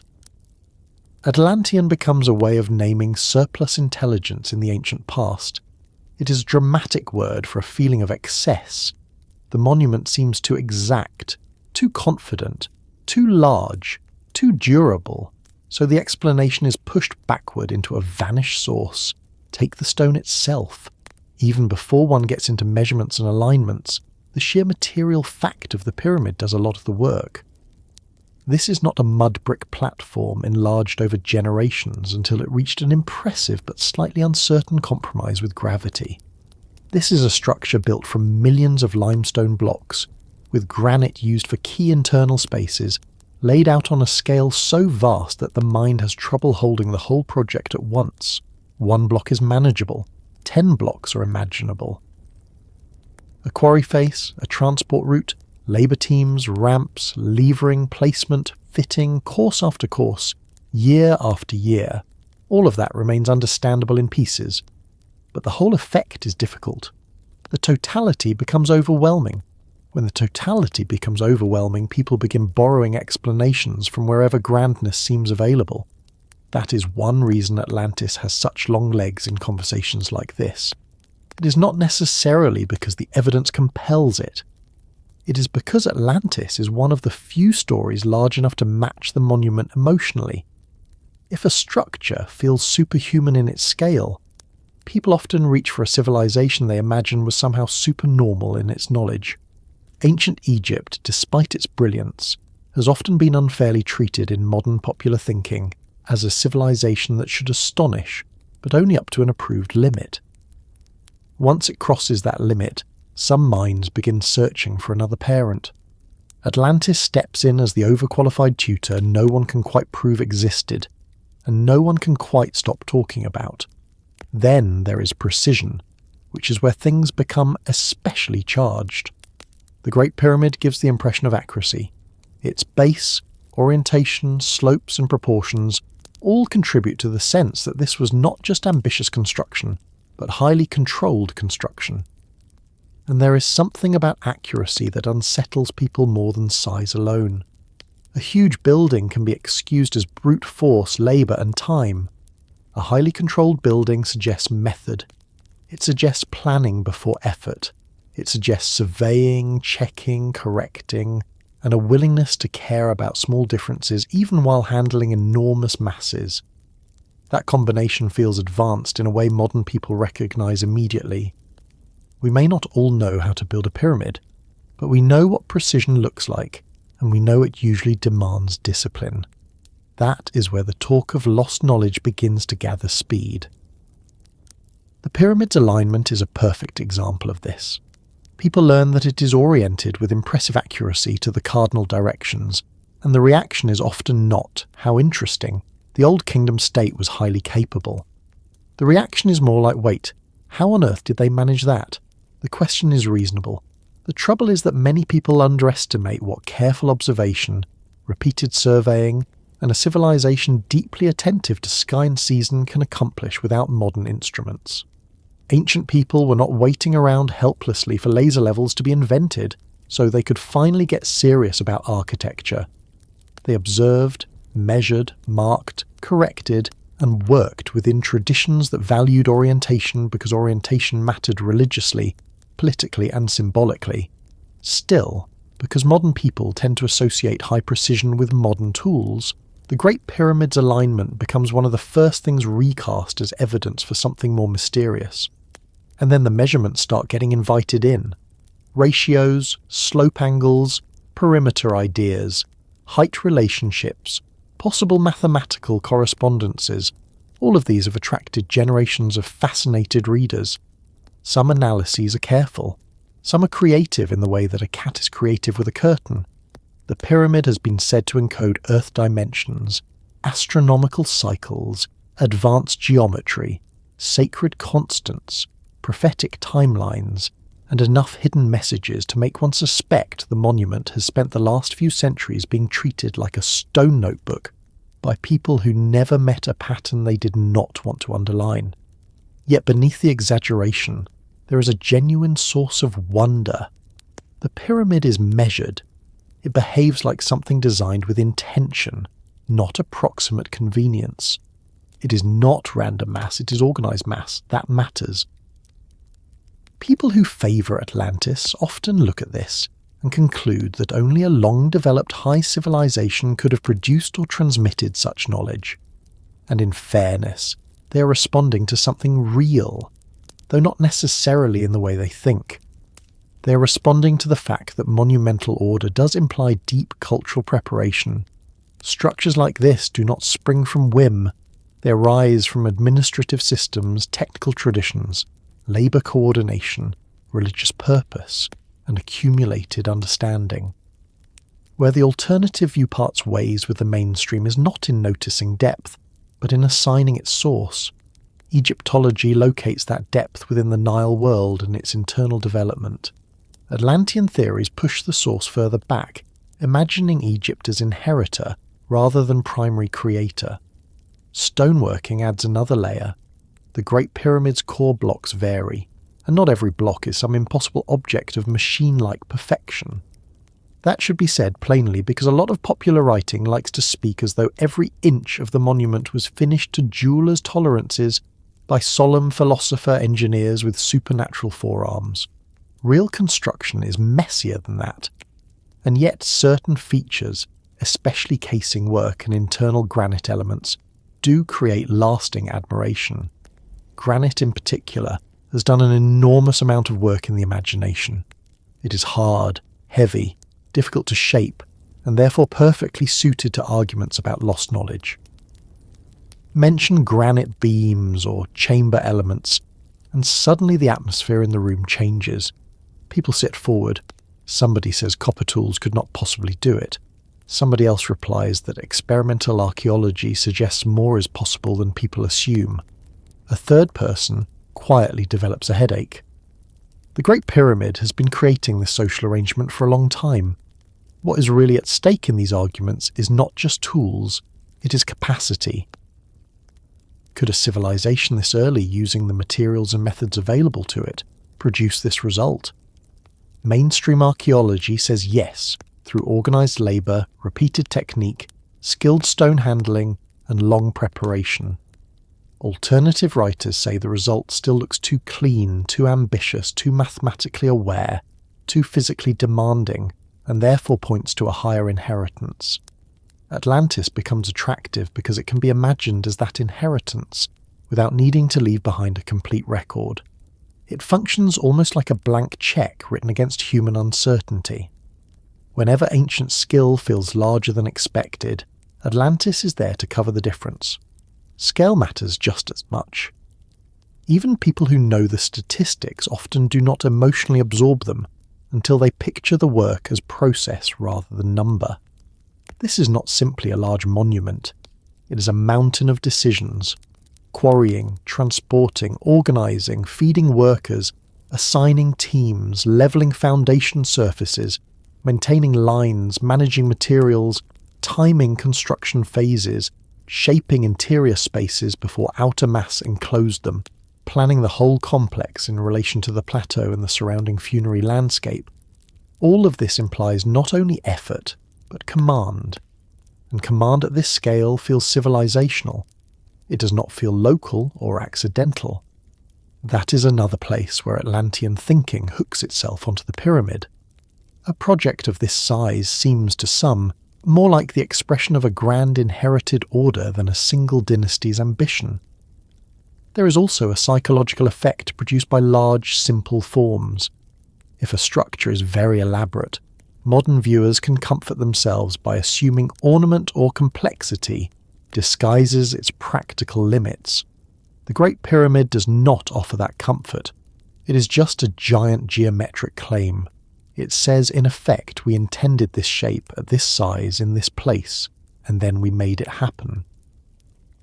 That sort of clarity can feel almost inhuman, not because it truly is, but because it is so stripped of distraction. It turns all attention toward proportion and accomplishment. Many of the theories linking the monument to Atlantis are really responses to this simplicity. People look at the pyramid and see distilled intention. Then they ask what kind of mind produces distilled intention on that scale. If they feel ordinary ancient monarchy is not enough, they reach for a civilization wrapped in legend. The internal architecture deepens the impression. Passages rise and descend. Chambers sit at calculated positions. Granite elements appear where structural or symbolic importance concentrates. The relieving spaces above the king's chamber show awareness of load management. The shafts, whether symbolic, functional or both, point to another layer of design consciousness. None of this proves anything Atlantean, of course, but it reinforces the sense that the monument is not merely massive, it is intelligently massive. And intelligently massive things tend to attract myths of prior intelligence. People do not usually invent Atlantis because a monument is simply old. They invent Atlantis because a monument appears old and expertly thought through. There is another subtle factor too. The Great Pyramid has often been treated as though it should reveal its purpose immediately, if it were really only what mainstream history says it is. Since it does not reveal itself in that easy way, some assume hidden knowledge must be involved. But that assumption confuses our distance from the culture with the monument's clarity inside the culture that built it. Ancient Egyptian religious architecture did not exist to satisfy future audiences who wanted straightforward signage and a useful little plaque explaining where to stand for the best understanding. If parts of the pyramid now feel enigmatic, that may reflect lost ritual context, missing texts, changed landscapes, and the simple difficulty of entering a worldview very far from our own. Yet for alternative theories, every unresolved question becomes available as evidence of something deeper. And deeper, in this vocabulary, often means older, global, or Atlantean. One thing that keeps the Atlantean label alive is the way the Great Pyramid seems to combine practical engineering and symbolic ambition without strain. In modern thinking, people often separate these categories. Something is either technically impressive or spiritually meaningful. The pyramid refuses that split. It is both. It is a feat of construction and a statement of cosmology, kingship, or ritual ascent, depending on how one frames it. That unity feels sophisticated. It suggests a culture in which mathematics, religion, labour, landscape, and political power were all speaking to one another fluently. To many observers, that kind of fluency looks like the end product of a civilization at full intellectual confidence. And if they are already tempted by Atlantis, they may decide that such fluency was inherited from a still older source that joined sacred and technical knowledge before history broke apart. Of course, one should be careful here. Ancient civilizations very often joined sacred and practical knowledge without needing outside teachers. Temples were aligned, cities were planned, calendars were observed, fields were measured, monuments were encoded with religious meaning. This is not unique to any lost island. It is what happens when a culture takes both cosmos and state seriously. But because modern life often separates utility from symbolism, when we see them fused so naturally in a monument like the Great Pyramid, it can look exotic, even superior. That feeling again makes the term Atlantean appealing. It gives people a word for the sort of integrated wisdom they sense but struggle to describe. The casing stones have played their part too. The idea that the pyramid once had a smooth, gleaming exterior fitted with striking care has been irresistible to writers who want to emphasize lost perfection. A rough-stepped ruin can still impress, but a perfectly cased geometric giant feels almost too polished for comfort. It sounds less like ordinary antiquity and more like a memory of civilization at a strange peak. Then the imagination gets to work. If the visible monument is already astonishing in its stripped state, what must it have looked like when complete? How refined must the building culture have been? What standards of line, angle, and finish were considered acceptable? At that point, calling the knowledge Atlantean becomes less a conclusion than a kind of emotional shorthand for saying, whatever this was, it feels bigger than the phrase "Old Kingdom Tomb" lets me express. Even the logistics of labour become part of the myth. Mainstream explanations emphasising organised workforces, food supply, seasonal labour, transport systems, and state power are actually impressive. They should make the pyramid seem more remarkable, not less. But to some ears, they sound too earthly. They sound like bureaucracy, planning, and a lot of people doing difficult jobs well. That is often the true explanation for astonishing things in history, and it is rarely as glamorous as lost continents. Atlantis, by contrast, adds spectacle. It does not want you to imagine payroll systems, labour rotations, and quarry management. It wants you to imagine ancient masters of science preserving fragments of a vanished age. One explanation is probably closer to reality. The other is much better at selling the sense that the monument contains forbidden extra credit. Still, it would be unfair to reduce all Atlantean interpretations to nonsense. What they often preserve beneath the exaggeration is a real intuition. The Great Pyramid represents concentrated knowledge. It is not merely a pile of labour. It is directed intelligence at civilizational scale. Where these theories go wrong is in treating ancient Egyptians as too historically early to possess that concentration on their own. That mistake says less about the monument than about modern habits of underestimation. We are often willing to admire the past only until admiration threatens our timeline of progress. Then we reach for invisible helpers, and yet the invisible helper remains popular because the pyramid keeps tempting people into overstatement. Every precise line, every vast course of stone, every debated ratio, every story about alignments and hard rock and impossible labour adds to a cumulative aura. That aura becomes what many call Atlantean. Not because the word clarifies much, but because it packages awe, suspicion, and lost origin thinking into one dramatic term. It says this is not just Egyptian, not just ancient, not just impressive. This belongs to a former order of human capability. Whether that former order ever existed is another matter entirely. By the time people have gone through all this, the monument is no longer merely a pyramid in their minds. It becomes a repository, a storehouse of measurements, intentions, survival, and inherited memory. Once that shift happens, Atlantis stops functioning only as a place and starts functioning as a context. It becomes the imagined world from which such repository building would make sense. A drowned civilization, a surviving knowledge tradition, a monument raised not only for a king but perhaps, in the wilder versions, against forgetting itself. And once a monument is treated as protection against forgetting, it is very hard to stop the next question from arriving, because the next question is not really about stone anymore. It is about disaster, collapse, flood, and the old fear that whole worlds can go under while only fragments remain above the waterline. One of the strongest reasons people keep trying to link Atlantis and the Great Pyramid is that both of them seem to stand in the shadow of a broken world. Not just an old world, and not just a mysterious world, but a world that ended badly. That is the emotional engine under a great deal of lost civilization thinking.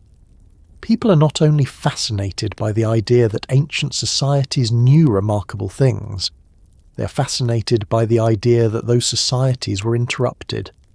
They imagine a time when knowledge had reached some high and stable form, and then came flood, fire, earthquake, sea rise, social collapse, or some combination of the lot, which is really the universe's way of saying it would like to reorganize the furniture without consulting anyone first. In that pattern, Atlantis becomes the civilization swallowed by catastrophe, while the Great Pyramid becomes the kind of thing that looks as though it was built either before the disaster, after the disaster, or with the disaster very firmly in mind. That is why flood memory sits so close to both legends. In Plato's story, Atlantis does not simply decline and fade, it suffers a dramatic end beneath the sea. The force of the image is hard to overstate. A powerful island, a major civilization, gone in a day and night of catastrophe, lost underwater so thoroughly that later generations can do little more than point vaguely west and argue. That is not just a historical claim, if one takes it as a claim at all. It is a mythic arrangement. Water becomes judgment, erasure, and burial all at once. It turns the world itself into a destroyer, and human beings are deeply responsive to that kind of story, because they know, from real life as much as from myth, that water has always been both giver and taker. Rivers feed civilizations, floods destroy them, seas connect worlds. Seas also swallow them. So Atlantis enters memory with one of the oldest and strongest dramatic endings available to a civilization.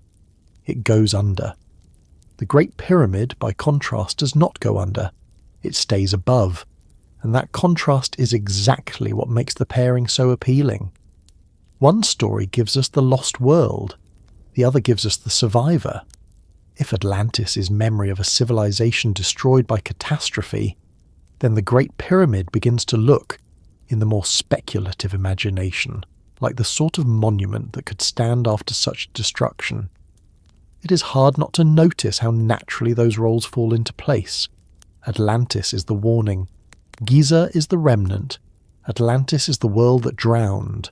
The pyramid is the thing left standing on high stone ground, as if it expected the lower world to suffer and intended to remain.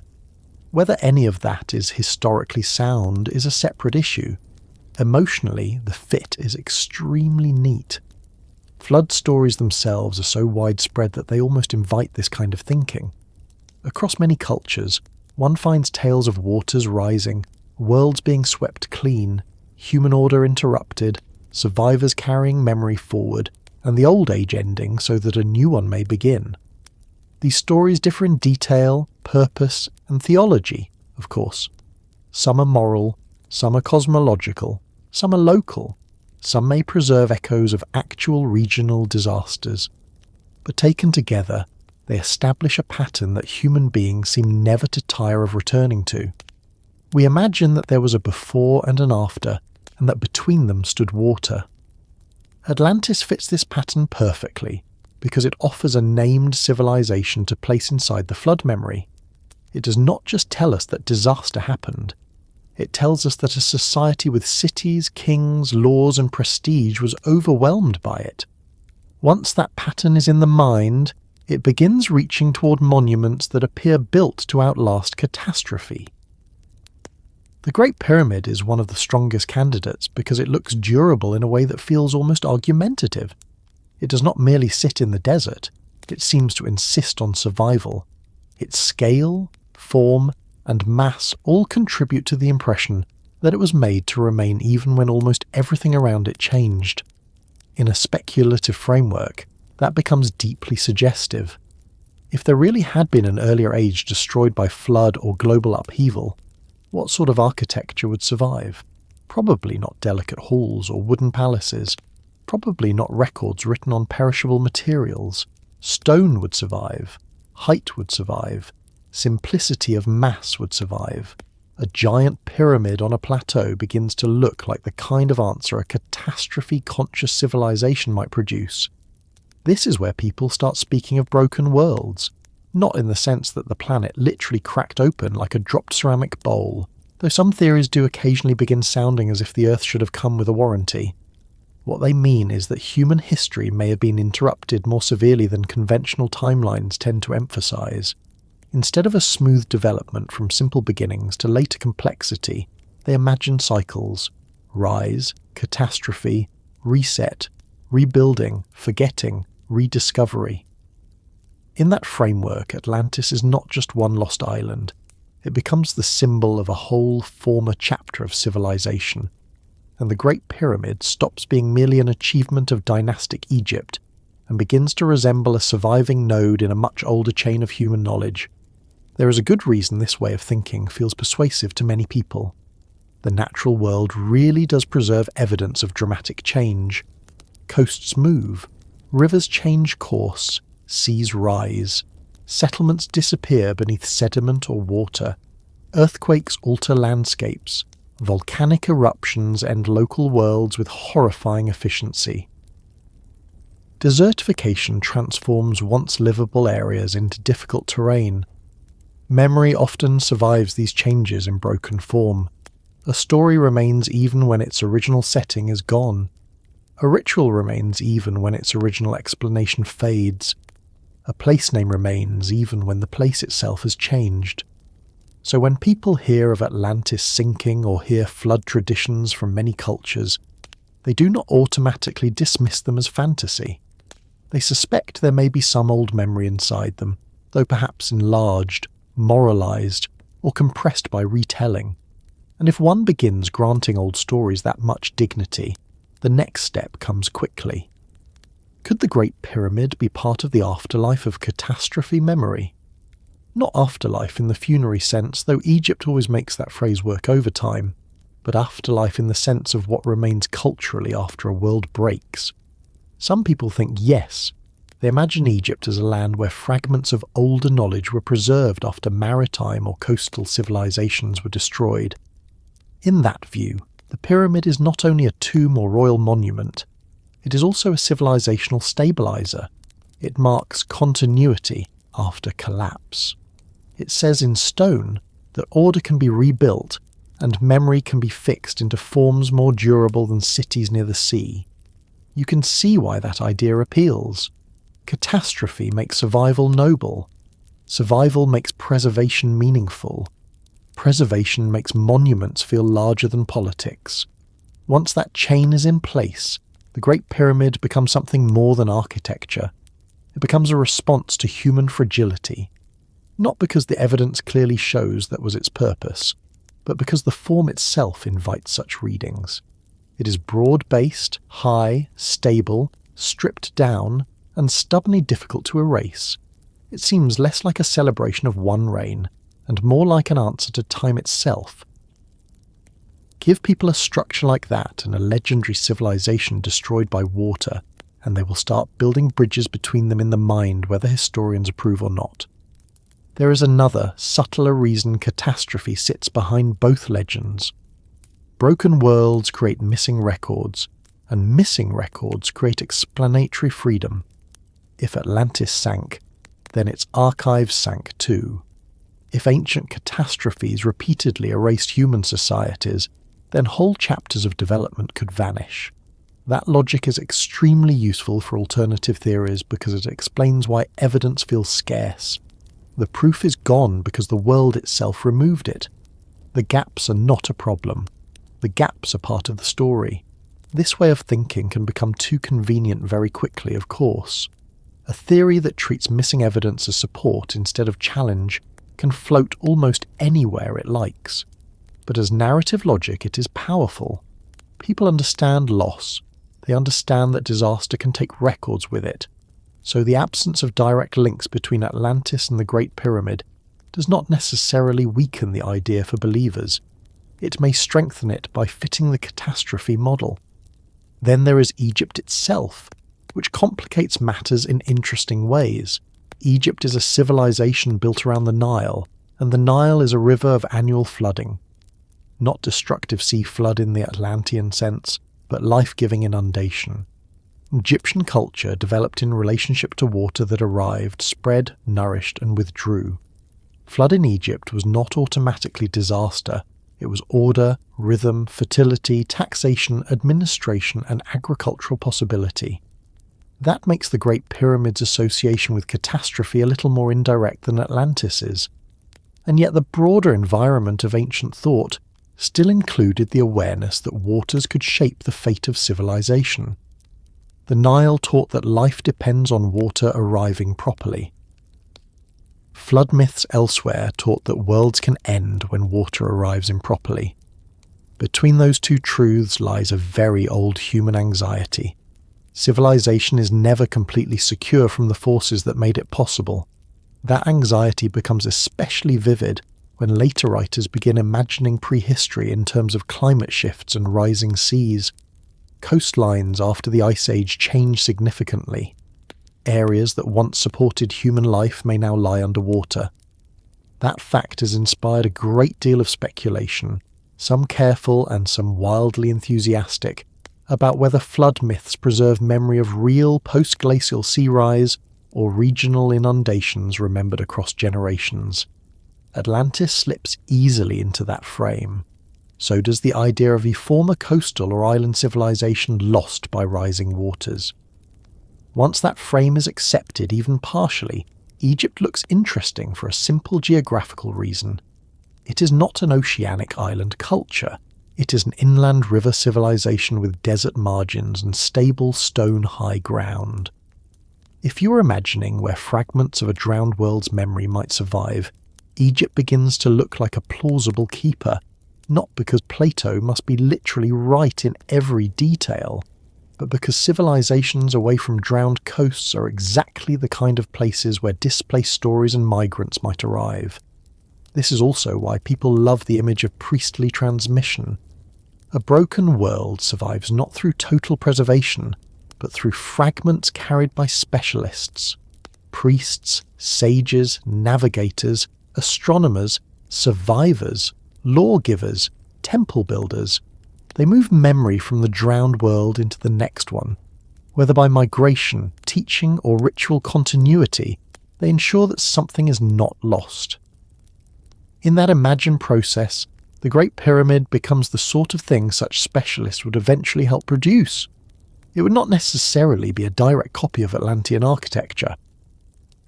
More likely, in these theories, it would be a new structure informed by old principles, orientation to the heavens, stone fit intended for endurance, symbolic geometry, and monumentality chosen not only for royal display, but for civilizational memory. Again, this is not proven history. It is the logic of inheritance under catastrophe. The emotional force of that logic should not be underestimated. People like the thought that something worthy survived. They do not enjoy imagining total loss. A drowned civilization that leaves nothing at all is sad, abstract, and difficult to attach to the living world.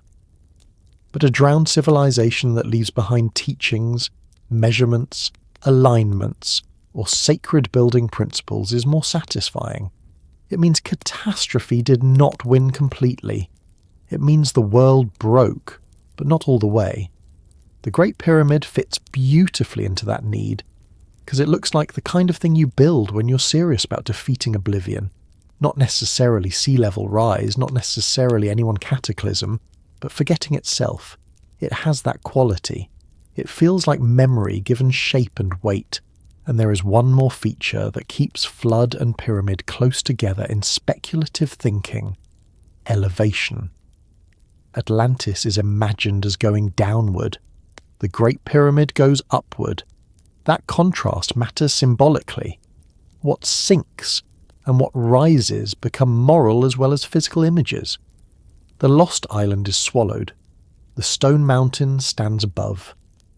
When humans imagine catastrophe, they almost always imagine the search for high ground. Hills, mountains, temples, towers, arcs, elevated sanctuaries. Safety becomes vertical. A monument like the Great Pyramid cannot help participating in that imagery, whether or not its builders ever intended such a reading. It is high, stable, and geometrically concentrated. It looks like what remains when lower things are threatened. That alone makes it a natural partner for flood stories. Of course, there is always a danger in letting symbolism do too much of the work. The fact that a pyramid feels like a survivor does not mean it was built by catastrophe survivors from Atlantis. The fact that flood myths are widespread does not mean they all point to one lost civilization. Human beings encounter water disasters often enough without needing a single common source for every tale. Still, the recurrence of catastrophe memory across myth and history keeps the question alive. Why do so many cultures remember worlds ending? Why are so many stories organised around destruction followed by preservation? Why do some monuments feel less like local achievements and more like deliberate acts of continuity? Those are fair questions, even when the answers offered to them become extravagant. The younger, more energetic versions of these theories often add a sharper edge. They suggest that the Great Pyramid may have been built as a repository of knowledge for a post-catastrophe age, or as a marker tied to astronomical cycles, or as a structure placed deliberately to endure repeated environmental upheavals. In those tellings, Atlantis becomes one episode in a series of lost worlds rather than the only one. The pyramid then serves as a hinge between cycles, standing after one collapse and before another. That is the kind of idea that can make an ordinary afternoon disappear very quickly if you're not careful. It is also the kind of idea that thrives because the monument is so visually persuasive. People believe such theories not only because they enjoy drama, but because the pyramid makes drama look reasonable. Even more cautious thinkers sometimes share the central instinct without accepting the grand conclusion. They may not believe in Atlantis as a literal island empire, but they do suspect that human prehistory involved more regional catastrophes, relocations and cultural breaks than older models admitted. They may think myths preserve environmental memories in transformed form. They may think early civilizations inherited more from forgotten or submerged predecessors than we can fully reconstruct. In that softer version, the Great Pyramid is still not Atlantean, but it exists in a world where broken histories are real. And once history is understood as broken rather than smooth, monuments begin to feel different. They become islands of continuity in a sea of loss. That is probably the deepest link between Atlantis and the Great Pyramid. Not proof of direct contact, not a tidy chain of builders and blueprints, but a shared role in how human beings think about catastrophe. Atlantis tells us that greatness can vanish. The Great Pyramid suggests that greatness can endure. Atlantis is the memory of collapse. Giza is the image of survival. One legend warns that worlds sink. The other monument implies that some things can be placed so firmly in earth and sky that even a damaged future cannot quite get rid of them. Put those ideas together and you get one of the most durable mental pictures in alternative history. A lost civilization overwhelmed by waters, and somewhere after the flood on higher and harder ground, a people building in stone as if they knew how much could disappear. And once you begin thinking in those terms, catastrophe does not remain only about destruction. It becomes about what survivors choose to preserve. If a world had broken, what knowledge would matter most? Navigation, perhaps, astronomy, measurement, calendar systems, orientation, ways of placing sacred structures so that earth and sky still spoke to each other after the old maps were gone. That is the point where flood memory starts to turn into design memory, and the conversation moves from drowned worlds to the possibility that certain alignments, placements, and geometries were meant to carry order across a broken age, which brings us very naturally to the old question of sky maps, ground plans, and whether some of these stones were arranged as if they were remembering more than one world at once. Once people start thinking about flood memories and broken worlds, they usually do not stop at disaster. They move very quickly to survival, and once survival enters the picture, the next question almost always concerns what was worth carrying forward. If an older world had been lost, what kind of knowledge would a surviving culture preserve first?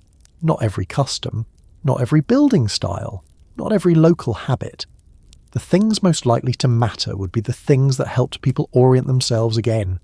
Direction, season, the movement of the sun, the positions of important stars, the rhythm of the year, the placement of sacred space. In other words, sky knowledge and earth knowledge together. That is one reason the Great Pyramid keeps being drawn into conversations about Atlantis and other lost ages. It looks, to many people, like a monument built by those who care deeply about alignment. And alignment has a way of sounding older and wiser than almost any other word when ancient monuments are involved. The basic fact that drives all of this is simple. The Great Pyramid is famously well aligned to the cardinal directions. Even people who know almost nothing else about it have often heard some version of that claim: north, south, east, west. The monument sits as though somebody took the business of placing it in the world very seriously indeed. And that detail has a powerful effect on modern minds, because alignment feels like intention in a pure form. A wall can be decorative, a chamber can be functional, a statue can be symbolic. But when an entire massive structure is set in relation to the directions of the earth with striking care, people sense that they are dealing with a civilization that did not place sacred architecture casually. They feel that the builders were thinking not only about stone on the ground, but about the world as a whole. That impression is strengthened by the plain shape of the pyramid itself.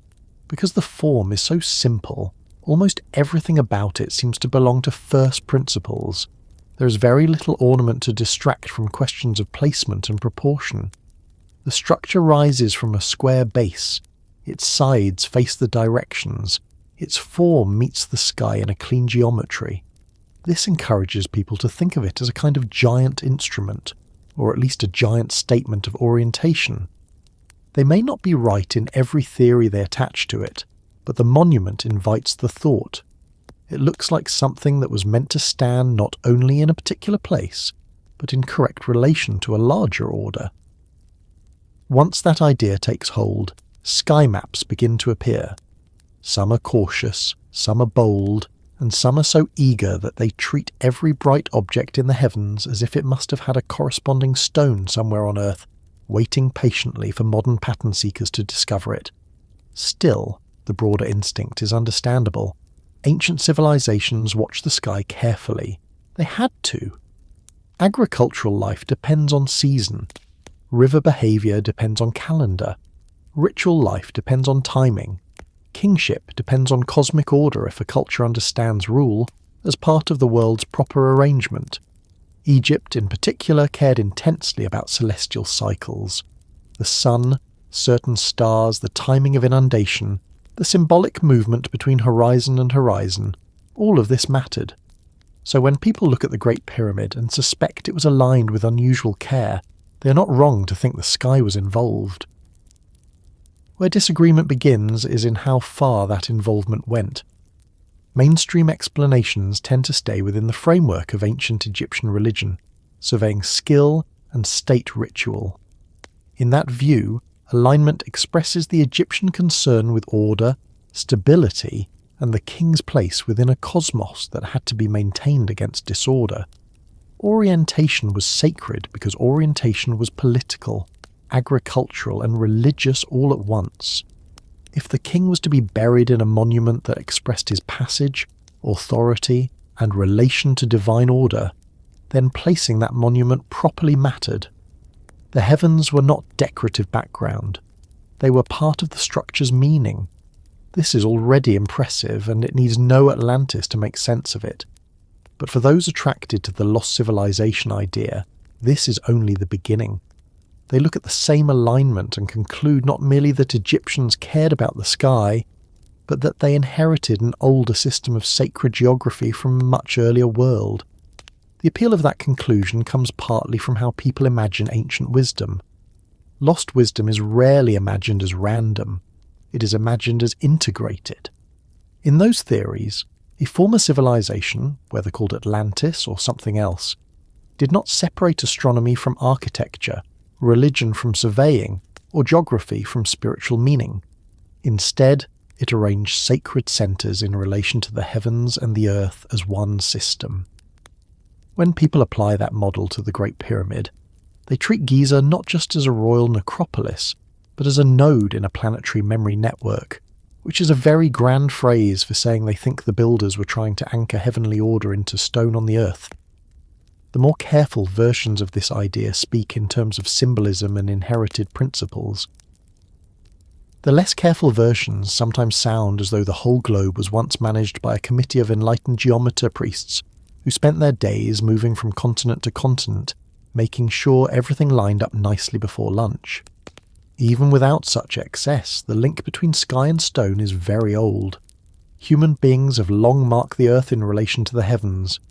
Temples, tombs, ceremonial spaces and cities have often been oriented with reference to sunrise points, cardinal directions, particular stars, or broader cosmological patterns. This is not a fringe observation. It is a well-established feature of many ancient cultures. The sky was the most reliable large-scale pattern visible to human communities. It gave direction, recurrence, and reassurance. If a civilization wanted to express permanence, authority, or participation in cosmic order, it made sense to build in relation to what did not seem to drift. The stars and the path of the sun provided exactly that sort of reference. So when the Great Pyramid appears to embody careful directional thinking, it enters a long human tradition of making marks on the earth that answer to the sky. Where Atlantis enters is in the suspicion that some of these traditions may be older and more connected than standard history readily allows. If there was once a maritime or pre-catastrophe civilization with a sophisticated understanding of celestial observation, the theory goes, then traces of that understanding might survive in later monumental sites. Not because every pyramid, temple, and stone circle was built by Atlanteans directly, but because certain principles of sacred placement could have been transmitted. Cardinal orientation, solstitial or stellar reference, geographic symbolism, the idea that monuments should reflect a heavenly model. In this framework, the Great Pyramid is not proof on its own, but it becomes one example among several of a wider pattern that some believe points back to a lost source. One of the most famous attempts to connect sky pattern and Giza is the idea that the pyramids correspond to the stars of Orion's belt. That proposal has had a very long life because it has exactly the qualities such theories need. It is elegant, memorable, visual, and not completely easy to dismiss in casual conversation. You can show people 3 stars and 3 pyramids and immediately feel that something meaningful might be happening. The fact that ancient Egyptians associated certain stars and constellations with divine and royal ideas only makes the theory more attractive. In those readings, the plateau becomes a terrestrial reflection of a celestial arrangement.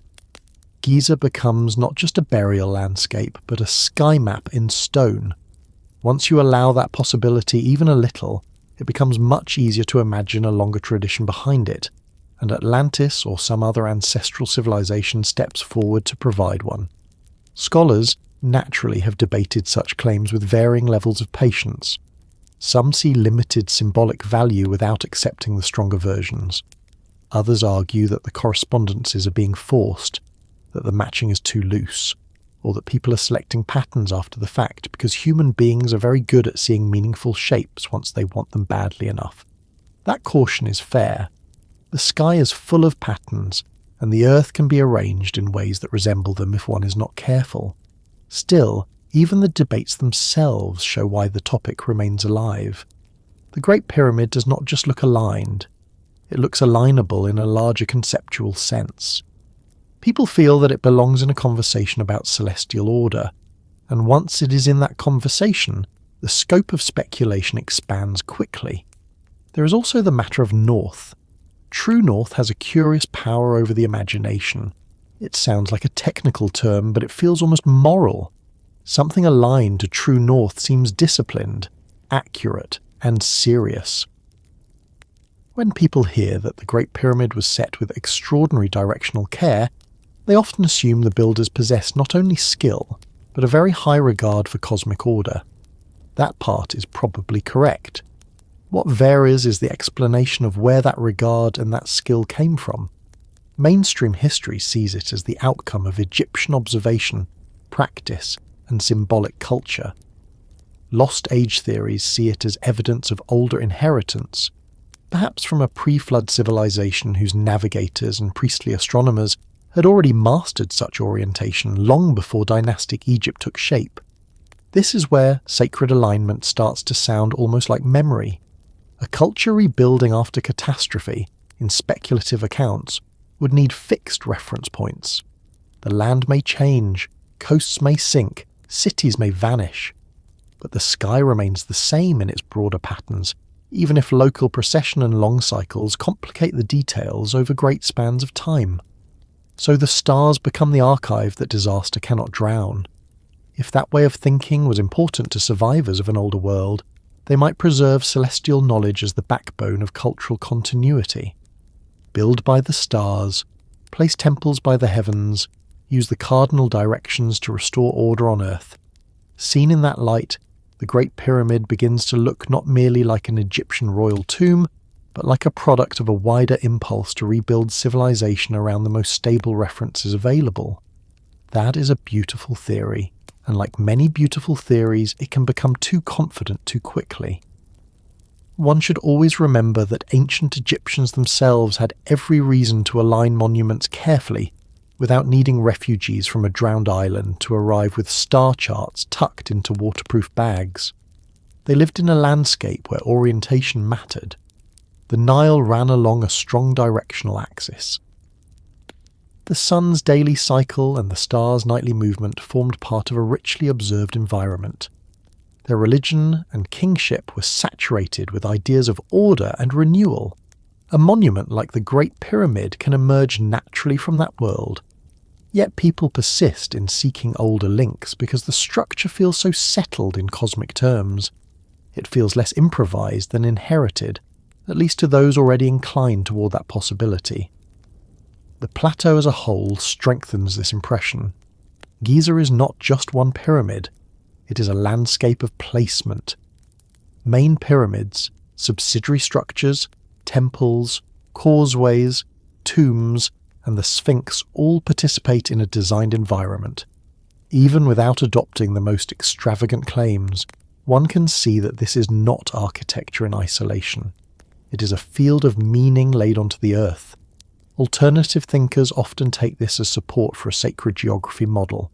In that model, important sites are not simply built where convenient, but where celestial, geologic, or symbolic conditions converge. A lost age civilization, if one existed, would presumably have understood such placement at a very high level.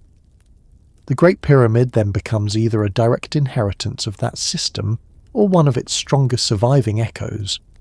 Geography itself has also been recruited into these theories. Some writers have suggested that major ancient sites across the globe lie on meaningful lines, energy grids, or geometric relationships tied to the Earth's body as a whole.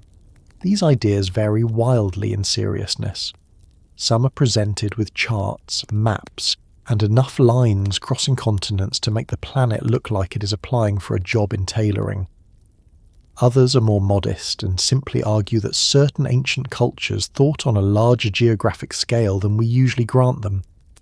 Either way, the Great Pyramid often occupies a privileged position in such arguments.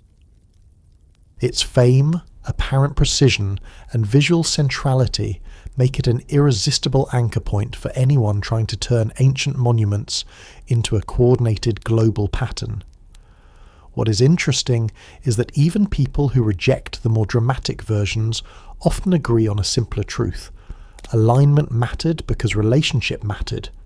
Ancient sacred structures were not isolated objects. They were placed in connection with landscape, horizon, sky, and ritual movement. In that respect, the Great Pyramid belongs to a genuinely old way of building, one in which location was part of meaning. The modern habit of treating buildings primarily as enclosed functional units is not very helpful here. A pyramid is not just walls and internal chambers. It is a way of setting mass, direction, and symbolism into a wider environment. Once you understand that, you also understand why Lost Age theories find the site so attractive. They thrive wherever architecture seems to exceed mere shelter or practical need.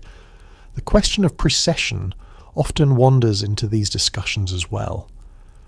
Over long spans of time, the positions of stars relative to the seasons shift slowly because of the Earth's wobble. This means that if a site truly encodes stellar relationships, some argue, it may point not just to a general celestial awareness, but to a specific epoch. That is where some of the more ambitious attempts to date symbolic correspondences enter the picture. The idea is seductive. If one could prove that a site's layout or orientation matched the sky of a much earlier age, then the monument's meaning might be older than its accepted construction date, or at least reflect inherited memory from that earlier age. Such arguments are controversial for good reason, but they show how quickly sacred alignment becomes a bridge between visible stone and invisible deep time. And deep time is the real prize in all of this. The Great Pyramid's alignment fascinates people not just because it is accurate, but because accuracy raises the possibility of long continuity. To align carefully is to participate in a tradition of observation. To do so monumentally is to declare that tradition publicly and permanently. If a civilization had emerged from catastrophe carrying the sky as its reliable guide, then sacred monuments would be the ideal places to store that guidance. The heavens would be fixed overhead, the monument fixed below, and future generations would inherit both. Whether the ancient Egyptians thought precisely in those terms is another matter. But it is easy to see why others later imagined that they might have.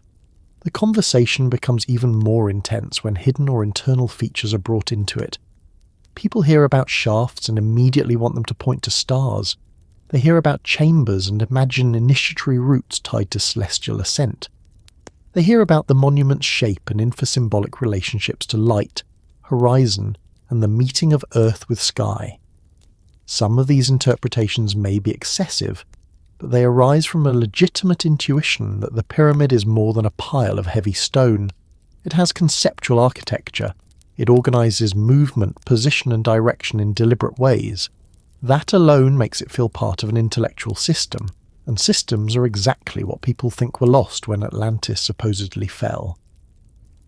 It is also hard to ignore how often civilizations use heaven as the model for authority on earth. Kings rule by cosmic sanction. Temples replicate divine order. Cities are founded according to sacred plans. Boundaries mirror celestial structure. The very idea of making a mark on the earth that answers to the heavens is ancient, widespread, and powerful. So if one imagines a lost age of high knowledge, one naturally imagines it working in this register. Not just building well, but building cosmologically. Not just erecting monuments, but positioning them as part of a larger order. The Great Pyramid seems to belong comfortably in that category, which is why people keep calling its alignments ancient science, sacred geometry, or, in the more dramatic vocabulary, Atlantean memory. And yet the simplest explanation may still be the hardest for modern minds to accept fully, that the ancient Egyptians themselves were entirely capable of observing the sky with patience, placing monuments with care, and linking political power to cosmic order without help from any drowned predecessor. That explanation sounds less thrilling only because competence is less theatrical than catastrophe. It does not come with sinking islands. It comes with repeated observation, cultural seriousness, and a state willing to turn worldview into stone. But perhaps that is why the Lost Age theories remain so sticky. They offer drama where history offers discipline. They offer a vanished teacher where archaeology offers generations of human practice. Even so, it would be a mistake to dismiss the whole conversation as fantasy and move on too quickly. The very persistence of these questions tells us that the Great Pyramid does something unusual to the imagination. Its alignment makes people feel that it participates in a larger order. Its relation to sky and earth makes it seem less local than many monuments. It feels as though it remembers more than one scale at once. A king, a culture, a landscape, a cosmos. That is enough to keep the link with Atlantis alive, because Atlantis, whatever else it is, functions as the imagined source of large-scale memory, a civilization that knew how to connect celestial pattern with earthly placement across ages. Whether or not such a civilization ever existed in the form later writers describe, the hunger for that possibility continues. And once sky knowledge becomes part of the story, another question follows naturally. If sacred alignment helped preserve order after catastrophe, where else might that preserved knowledge have been stored? Not only in position and orientation, but in the structure itself, in chambers hidden from view, in passages whose purpose is debated, in internal spaces that make the monument feel less like a simple tomb and more like something designed to hold, protect, or channel meanings that later ages only partly understand, which is where the talk inevitably turns from stars above the pyramid to the spaces inside it, and the strange idea that the whole structure may have been more than a monument at all. There is a particular moment in almost every conversation about the Great Pyramid when the atmosphere changes. Up to that point, people may be talking about kings, tombs, labour, stone, dynasties, and the ordinary but still astonishing problem of how human beings move so much material with such determination. Then somebody mentions the hidden spaces, the shafts, the sealed doors found deep inside narrow passages, the chambers that do not fully explain themselves, the modern scans suggesting voids where many people did not expect them. And all at once the pyramid stops being, in the mind, a monument with mysteries and starts becoming a machine with secrets. That is the moment when the old structure begins to feel less like architecture and more like a device. And once that change happens, Atlantis usually wanders back into the room, looking extremely pleased with itself. The machine theory of the pyramid has survived for one simple reason. The Great Pyramid contains enough internal strangeness to make people feel that a purely symbolic explanation is not enough, or at least not enough for them. A chamber is one thing, a sequence of passages, shifts in direction, concealed spaces, relieving structures, shafts with uncertain function, and possible hidden voids is another. To the mainstream view, these features can be approached within Egyptian religious architecture, engineering needs, construction sequence, and royal funerary ideas. To those who want something more dramatic, however, the same features look like components. They look intentional in a mechanical rather than merely ceremonial way. And once a building starts being imagined in terms of components, the mind naturally asks what it was designed to do. This is where people begin using the word machine, though they do not always mean the same thing by it. Some mean an actual physical machine in the ordinary sense, a structure intended to generate, amplify, direct, or transform some kind of force.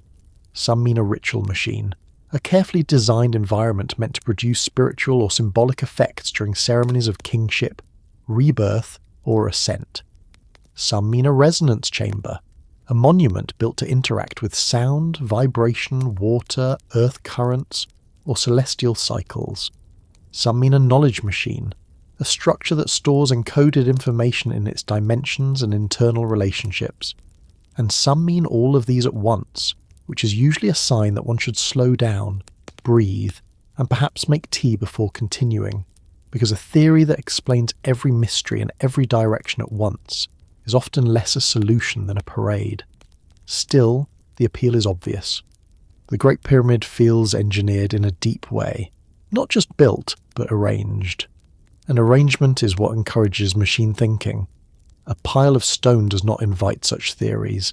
A system of spaces does.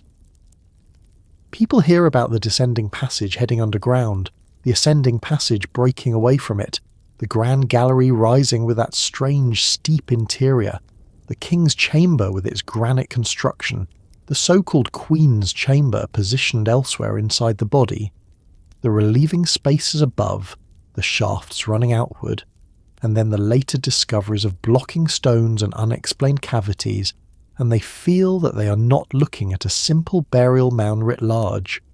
They feel that they are looking at a design that was meant to operate, even if no one agrees on what operating would mean. Part of this comes from the fact that the Great Pyramid is famously not generous with direct explanation. Other Egyptian monuments give more obvious symbolic help. Reliefs, inscriptions, depictions of gods, offering scenes, royal texts, all of these assist the modern viewer in understanding the world of the monument, even if only partially. The Great Pyramid is more reserved. Its internal spaces are comparatively austere. Its chambers do not arrive heavily decorated with instructions for puzzled future visitors. That silence creates a vacuum, and vacuums in interpretation tend to be filled quickly. Once people cannot easily read a structure as text, they begin reading it as function. If it is not clearly telling us what it means, perhaps it was built to do something instead. The hidden chambers strengthen that suspicion. Human beings are not especially calm about hidden spaces. We never have been. A sealed room in a famous monument instantly becomes the centre of attention, because secrecy feels purposeful. If something was enclosed, blocked, or placed beyond ordinary reach, people assume it mattered. Sometimes they are right. Sometimes the reason is practical, structural, or quite ordinary, within the culture that made it. But emotional logic is rarely patient. In the Great Pyramid, every inaccessible or debated internal feature seems to confirm that the monument contains layers not visible from the outside. That is enough to encourage the idea that its true purpose may also be hidden, perhaps very different from the official one. Modern discoveries have only fueled this mood. Remote sensing, scans, and studies suggesting significant voids inside the pyramid have been a gift to every machine theory ever born. Not necessarily because the data proves anything mechanical, but because it confirms the structure still has surprises left in it. The moment modern science says, in effect, there appears to be a large empty space here we did not fully account for before, the alternative imagination lights up like a festival.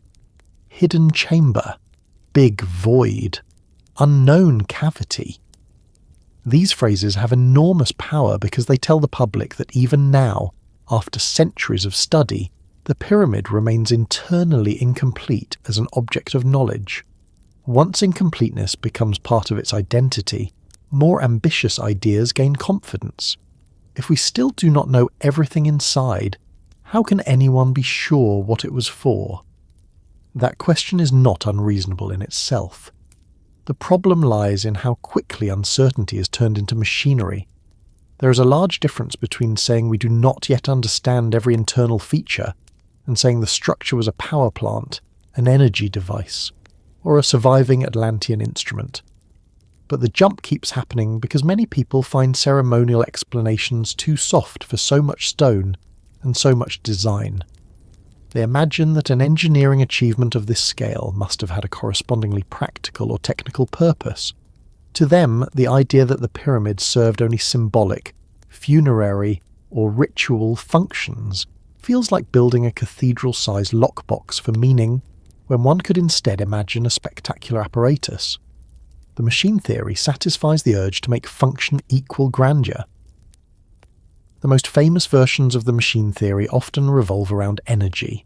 This is where things can become both fascinating and a little unruly.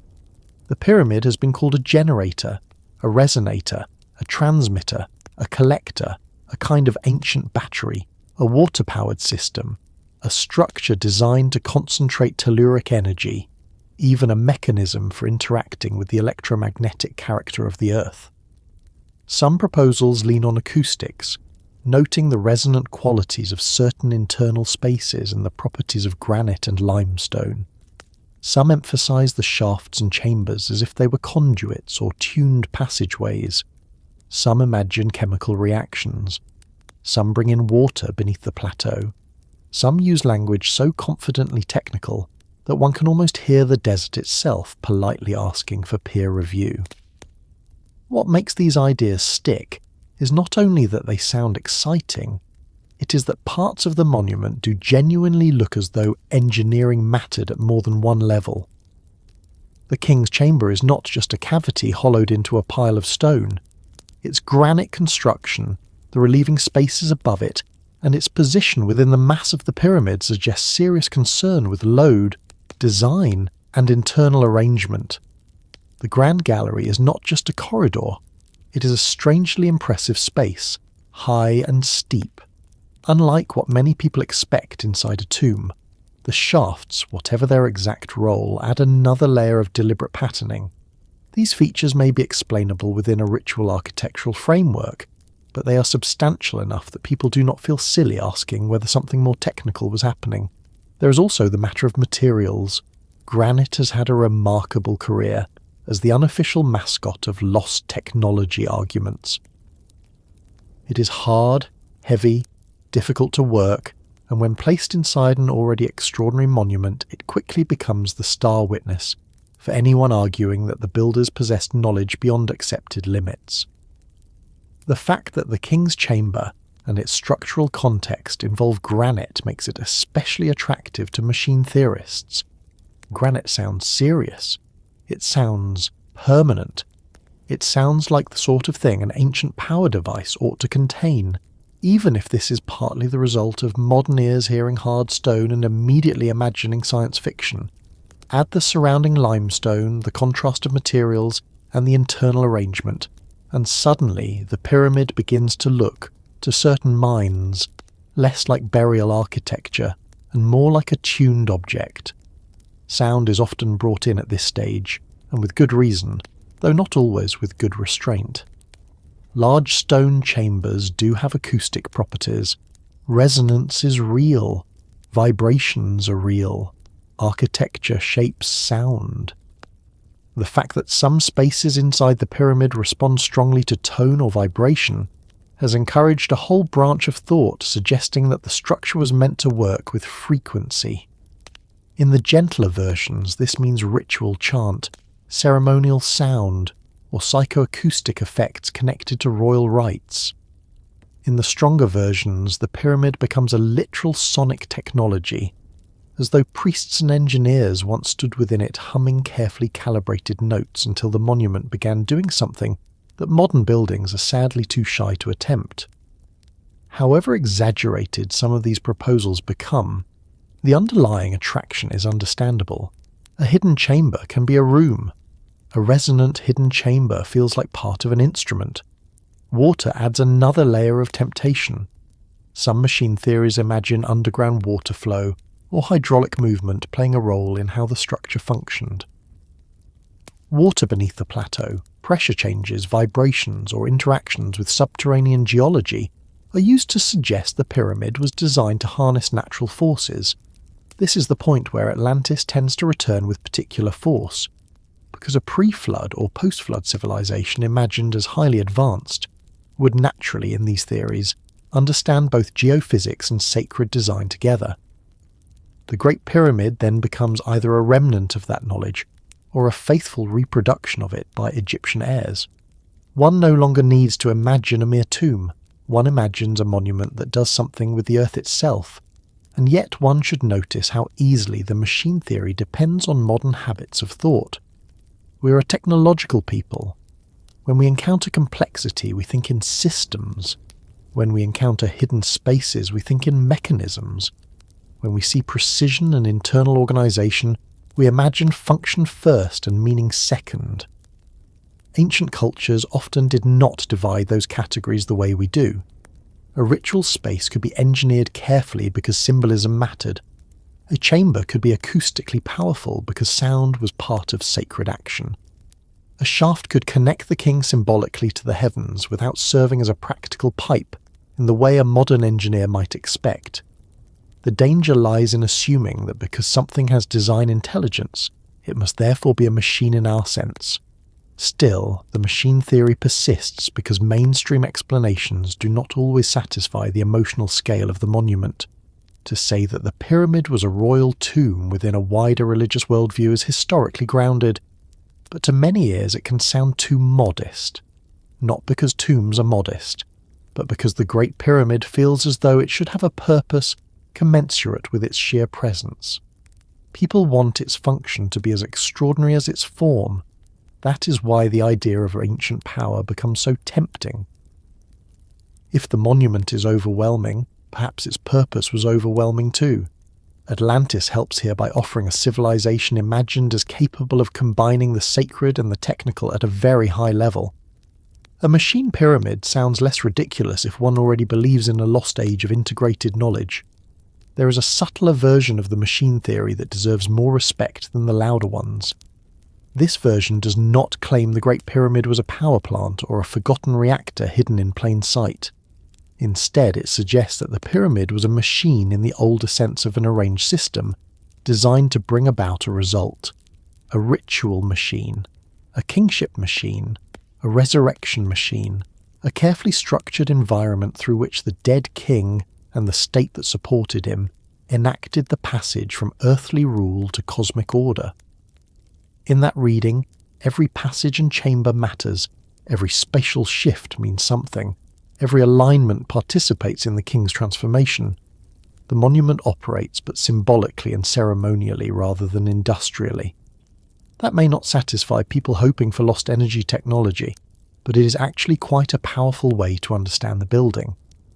And once one admits that possibility, the gap between mainstream history and more speculative thought becomes narrower than it first appears. Both sides agree that the pyramid is highly intentional. Both agree that its internal spaces matter. Both agree that it does something beyond simply sitting there as a heap of stone. The disagreement lies in what kind of action is taking place. One side speaks of royal, ritual, and cosmological transformation.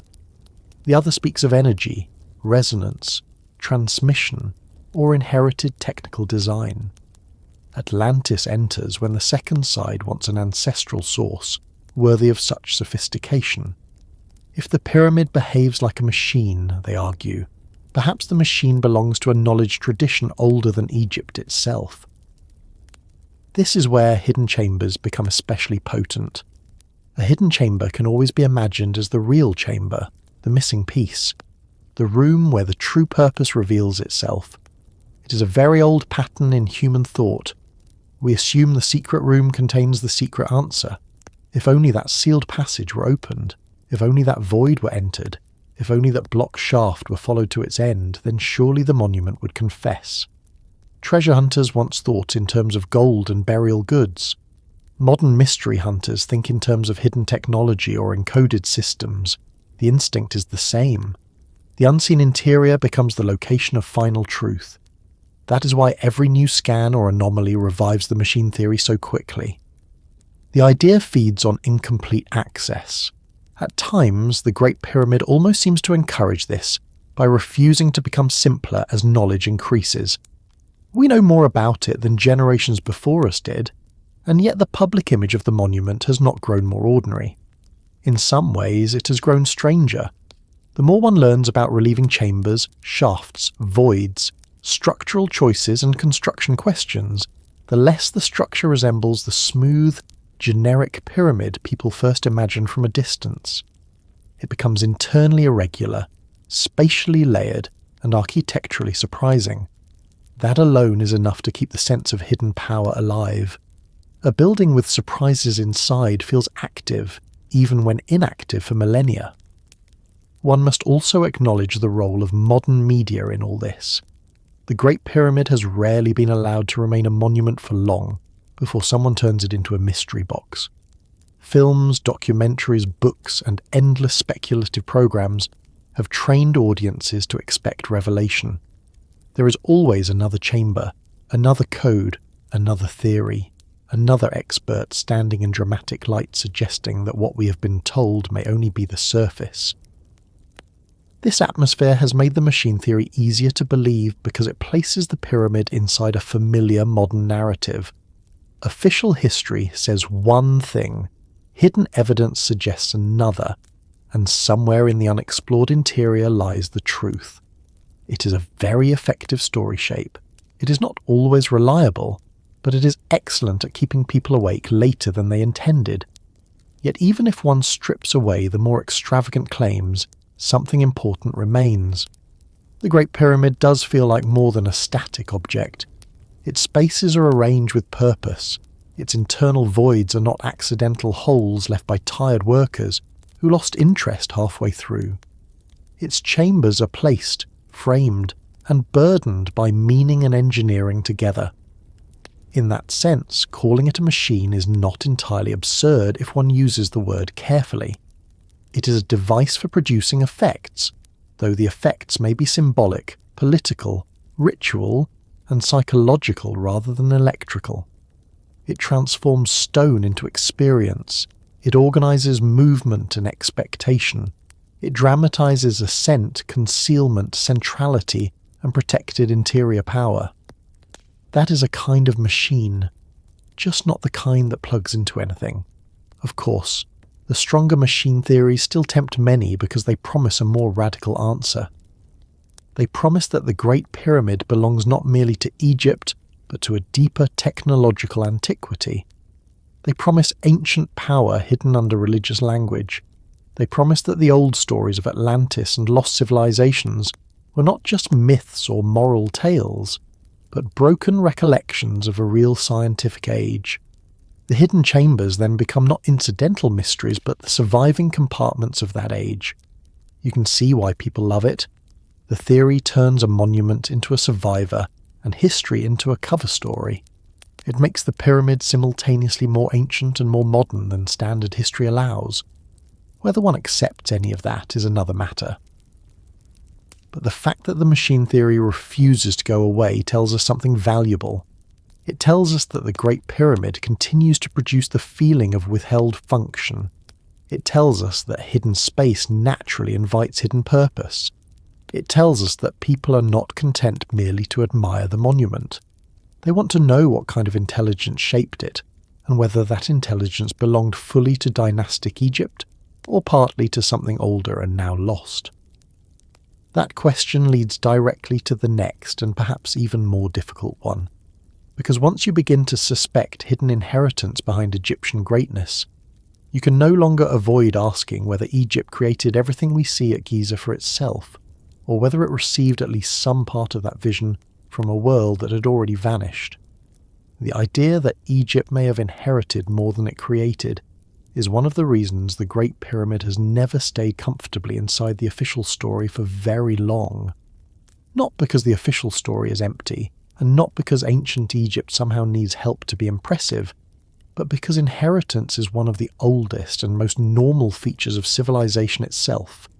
No culture begins from zero. No great monument appears at the end of a blank line. People inherit land, techniques, beliefs, trade contacts, sacred places, stories, measurements, older ruins, and habits of thinking that may be far older than the kings whose names later become attached to them. Once that much is admitted, and it should be admitted quite easily because it is simply how human history works, the real debate begins. How much did Egypt inherit, and from whom? Was the Great Pyramid the product of a native Egyptian civilization developing with extraordinary speed and confidence along the Nile, or was it also the beneficiary of something older, deeper, and now mostly lost, whether local, regional, or in the more ambitious versions of the theory, connected to the vanished civilization later remembered as Atlantis? That question becomes powerful because it sounds less extreme than claiming outright that Atlanteans built the pyramid. Inheritance is a softer claim, and therefore a more durable one. It allows room for both admiration and doubt. Ancient Egyptians remain builders. Khufu remains associated with the monument. The Old Kingdom remains historically real. But the source of some of the knowledge, some of the sacred planning, some of the architectural confidence may lie further back. That is the proposal. Not replacement, but transmission. Not a foreign takeover, but a legacy. It is much easier for people to entertain because it matches what they already know about human societies. Ideas travel, traditions accumulate, sacred sites are reused, old knowledge can survive in new forms. Once that framework is accepted, the Great Pyramid begins to look not just like a masterpiece of dynastic Egypt, but possibly like the grandest surviving expression of a longer memory. The mainstream historical case is, in some ways, much simpler and much stronger than alternative writers sometimes admit. Egypt shows development. Long before the Great Pyramid, there are clear signs of increasing social complexity, larger building programs, elite tombs, formalized religion, centralized kingship, craft specialization, and growing administrative power. The path toward large-scale stone monumentality does not begin at Giza out of nowhere. There are mastabas, the step pyramid of Djoser, the experiments of Sneferu, including the bent pyramid and the red pyramid, and a visible trajectory toward the technical and symbolic maturity represented by the Great Pyramid. In that view, Egypt did inherit, yes, but it inherited from itself. More precisely from earlier Nile Valley cultures, regional predecessors, and internal dynastic development. There is no need to summon Atlantis when the evidence already shows a real local sequence of increasing capability. That argument deserves respect, because one of the lazier habits in popular mystery culture is to treat every astonishing ancient achievement as suspicious simply because it is astonishing. The people of the ancient world were not waiting in a fog of confusion until someone from a lost island arrived with proper instructions. They observed, remembered, experimented, built, failed, improved, organized labor, and tried again. Egypt especially had time, a strong river system, a centralized state, religious seriousness, and a long tradition of elite display. That is not a weak recipe. It is exactly the kind of recipe from which monumental civilization grows. If one wants to be fair, one must begin by acknowledging that Egypt had both the internal development and the cultural logic to produce the Great Pyramid on its own. And yet the inheritance question does not disappear, even after that is granted. It survives because development itself does not tell us everything about what fed that development. Internal sequences are real, but they do not rule out older layers beneath them. The Nile Valley was not empty before dynastic Egypt. Human communities had lived there for a very long time. Climate changed, populations moved, sacred landscapes developed. Techniques, beliefs, and social habits accumulated across ages now difficult to reconstruct fully. The further back one goes, the thinner the written record becomes, and the more dependent one is on archaeology, settlement traces, burial customs, environmental reconstruction, and indirect reasoning. That is the space where inheritance theories find oxygen. They argue that by the time Egypt becomes visible to us in a strongly historical sense, it may already be carrying deep deposits of prior knowledge, some local, some regional, and some, if one follows the bolder versions, descended from a maritime or pre-catastrophe culture remembered later under names like Atlantis. There is a reasonable version of this idea that does not require any lost continent at all. Egypt inherited sacred geography. The Nile Valley already structured human life around direction, season, flooding, and fertile margins. Certain high places, desert edges, and liminal zones likely held meaning before the Pyramid Age. Burial traditions evolved. Concepts of kingship absorbed older symbols. Settlement networks connected regions over time. In that sense, every Egyptian monument already stands on a mound of prior inheritance, even if that inheritance is entirely local. The Great Pyramid would then represent not a break with the past, but an immense concentration of many older strands: astronomical observation, funerary belief, elite rivalry, stoneworking practice, and the political need to make kingship permanent in material form. That alone is enough to make the monument feel older than its named builder. But of course, the more provocative argument goes further. It says Egypt may have inherited not only from earlier Nile cultures, but from survivors or memories of a vanished civilization outside the standard dynastic sequence. In this line of thought, Atlantis does not need to be imagined as a fantasy city with impossible towers and public fountains that probably glowed for no sensible reason. It can be imagined more modestly as an earlier seafaring or coastal civilization, perhaps very capable, perhaps connected across regions, perhaps shattered by catastrophe. What survived was not its political body, but fragments of its knowledge, celestial orientation, sacred measurement, principles of enduring stone construction, or ideas about how to encode cosmology into monumental form. These fragments could then have been absorbed by cultures like Egypt, where a stable river civilization with strong priesthoods and organized kingship was in a position to preserve and amplify them. This is where Egypt begins to look less like a starting point and more like a safe harbor. In many speculative tellings, that is exactly its role. The old world breaks somewhere out at sea or along vulnerable coasts. Flood, earthquake, upheaval, maybe even a long chain of disasters. The scattered survivors, or their descendants, bring pieces of old understanding inland or into resilient river civilizations. Egypt, protected by geography and stabilized by the Nile, becomes one of the places where memory hardens back into culture. Not perfect memory, not an intact continuation, but enough to rebuild. If one likes that model, the Great Pyramid becomes the crown of recovered knowledge, not the first appearance of it. Why does this feel plausible to so many people? Partly because it helps solve a discomfort many feel when they look at Giza. The monument seems too mature, too resolved, too aware of what it is doing. If one assumes that cultures should display their learning process more clumsily, the Great Pyramid feels almost like a final draft appearing suspiciously early. Inheritance answers that discomfort. It says the practice drafts existed, but not all of them were Egyptian in the narrow dynastic sense. Some belonged to lost ancestors, vanished coasts, former centres of knowledge, or forgotten networks of exchange. Egypt did not invent from nothing. It inherited a toolkit already worn smooth by use. One should notice, though, that this way of thinking can become unfair very quickly. There is a tendency, especially in older pseudo-historical writing, to deny non-modern peoples full credit for their own achievements by imagining hidden tutors behind every accomplishment. Egypt has suffered this treatment more than most. The Great Pyramid is so impressive that some viewers, rather than expanding their estimate of Egyptian capability, shrink Egyptian agency and import a lost civilization to do the hard work for them. That is not a strength of the theory, it is one of its weaknesses.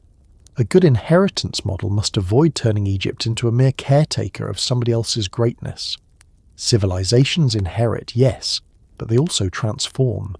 Even if Egypt received older ideas, it would still deserve credit for making them into something no earlier world ever quite made. And that point actually strengthens the more thoughtful version of the inheritance argument. Suppose Egypt did inherit older astronomical or sacred building principles, whether from regional predecessors or from a wider forgotten tradition. Even then, the Great Pyramid would remain profoundly Egyptian. It would be Egyptian in political setting, labour organisation, religious meaning, and monumental expression. It would not be a museum piece from Atlantis parked in the desert. It would be Egypt's act of mastery over inherited materials. That is how civilizations usually work. Rome inherited from Greece but did not become Greece. Medieval builders inherited from Rome but did not become Romans. Egypt could inherit without ceasing to be Egypt. The real question then is not whether inheritance cancels authorship, but how far back the inherited stream might run. Site choice plays a major role in this debate. Some alternative thinkers suggest that places like Giza were selected because they were already sacred long before the pyramids we now see. That idea is not absurd on its face. Important landscapes are often reused. High ground, unusual rock formations, prominent horizons, places tied to celestial observation, and sites with existing ritual value tend to attract later monumental building.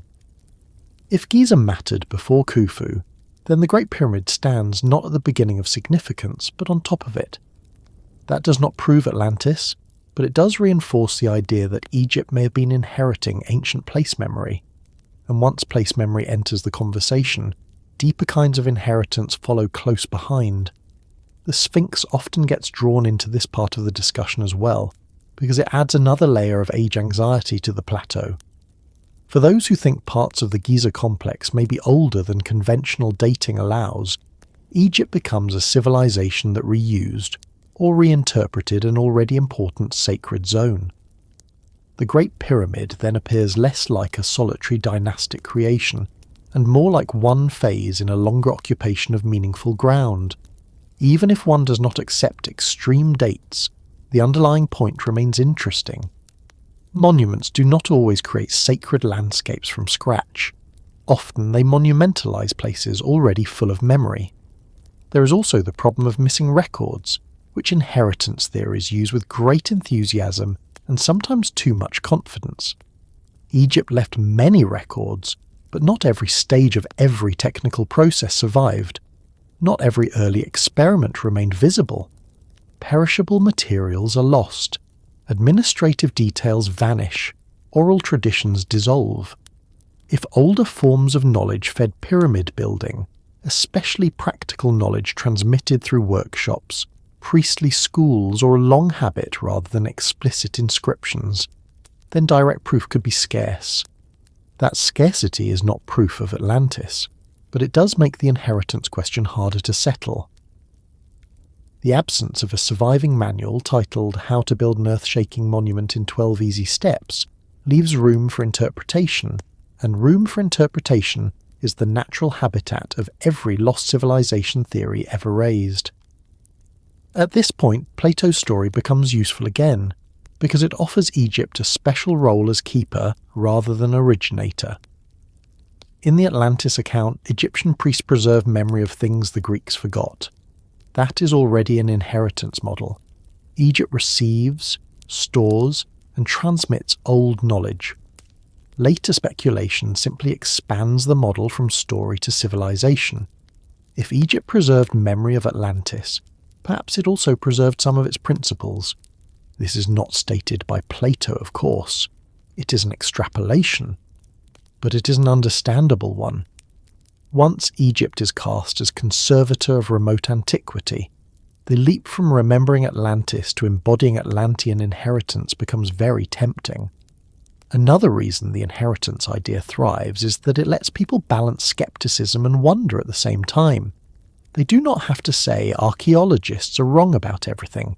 They can say archaeologists are right about Khufu, the 4th dynasty, and the actual construction period, but incomplete about the deeper background. The pyramid is Egyptian, but the knowledge behind it may not be wholly Egyptian in origin. This middle position is much harder to dismiss emotionally than the cruder claim that Atlantis built Giza outright. It sounds nuanced, it sounds like a compromise, and compromises, even speculative ones, often live longer than extreme declarations because they can absorb criticism without collapsing. Still, one has to ask what kind of evidence would actually distinguish deep inheritance from ordinary development. Similarity of ideas across cultures is not enough. Monumental ambition is not enough. Astronomical awareness is not enough. Sacred geometry, to the extent that phrase means anything specific, is not enough either. Human beings across many regions can observe the sky, value cardinal directions, build in stone, and connect kingship to cosmic order without all descending from one lost maritime teacher. The inheritance theory only becomes historically compelling if it can show unusual continuity, specific transmission pathways, or patterns too detailed to be explained by convergent development. That is where the theory usually struggles. It offers atmosphere more readily than demonstration, and yet atmosphere matters because it reveals where ordinary explanations leave people unsatisfied. The Great Pyramid does not feel to many like a first triumph. It feels like a mature expression of something older. Whether that impression comes from genuine hidden inheritance or from our own poor intuitions about the speed and power of ancient state formation is the real issue. Maybe we underestimate how quickly a focused civilization can become astonishing. Maybe we underestimate how much earlier Nile development there was before the Grand Monuments. Or maybe, just maybe, there were wider currents of post-catastrophe memory moving through the ancient world, and Egypt happened to become their strongest stone archive. One can see why the question refuses to die. If there is one honest answer, it may be this. Egypt certainly inherited more than it created, because every civilization does. The real dispute is over scale. Did it inherit mostly from the known cultures and developmental stages of the Nile Valley and surrounding regions? Or did those inheritances also include fragments from a vanished civilization now preserved only in myth and indirect echoes? The mainstream position keeps the inheritance local and historical. The Atlantean position extends it into deep lost antiquity. Between them lies a large grey zone filled with missing evidence, reused places, old stories, and one monument so impressive that neither side has ever managed to make the other entirely comfortable. That discomfort is why the idea remains alive. Egypt looks brilliant enough to be original, and old enough to be an heir. The Great Pyramid looks like a masterpiece, and also like a memory. It can be read as the summit of Egyptian achievement, or as the summit of Egyptian preservation. It may be both in some limited sense. A culture can inherit and surpass at the same time. What matters for our question is that once Egypt is imagined as heir, the search shifts from stone and engineering to the people most likely to guard inheritance. Priests, kings, temple schools, sacred lineages, custodians of ritual time, those who preserve not only buildings but meanings. If anything from a vanished world survived into Egypt, whether local or Atlantean or something in between, it would not have survived as loose gossip blown around the desert. It would have survived through keepers of memory, through institutions, symbols, and carefully guarded traditions, which is where the story naturally moves next. If Atlantis survived into Egypt at all, it probably did not survive as a neat bundle of written instructions waiting in a dry room for someone to discover it and announce, with all the restraint of a person who has just found the greatest historical document on Earth, that the matter is now settled forever. History is usually less tidy than that, and memory even less so. Civilizations do not normally pass their deepest inheritance forward as complete manuals. They pass it in fragments, in habits, in rituals, in place choices, in symbols that outlast the full explanations behind them, in priestly formulas repeated so long that their oldest layer becomes invisible, in royal ceremonies whose actions remain meaningful even when nobody can quite trace where every element first came from. That is why people who believe Atlantis had some afterlife in Egypt tend to focus less on direct construction and more on symbolic survival. The argument is not simply that Egypt copied buildings from a lost civilization, It is that Egypt may have carried forward a memory tradition, and that such a tradition would most likely have lived in the hands of priests, kings, and the institutions built to protect meaning over long stretches of time. This idea becomes attractive very quickly once one notices how much of ancient civilization depends on managed memory. Priests remember what others do not. Kings embody stories older than themselves. Ritual makes the past active in the present. A sacred formula can preserve a worldview long after its first setting has changed. Human societies are always forgetting and always building little machines against forgetting. Temples are one such machine. Burial customs are another. Coronation rituals, sacred landscapes, official myths of origin, calendars, names, titles, and controlled access to knowledge all serve the same broad purpose. They stabilize meaning. They make memory durable. If there had been some earlier civilizational inheritance, whether from a vanished maritime culture or from some older and poorly preserved world around the Nile, symbolic systems would be one of the most likely places for it to survive. That is why Egypt is such fertile ground for this sort of speculation. Ancient Egypt was extraordinarily good at preserving continuity. Not perfect continuity, of course. Dynasties changed, political centres shifted, local cults evolved, theology expanded, collapsed, recovered and reorganised, and the realities of power often had little patience for idealised stability.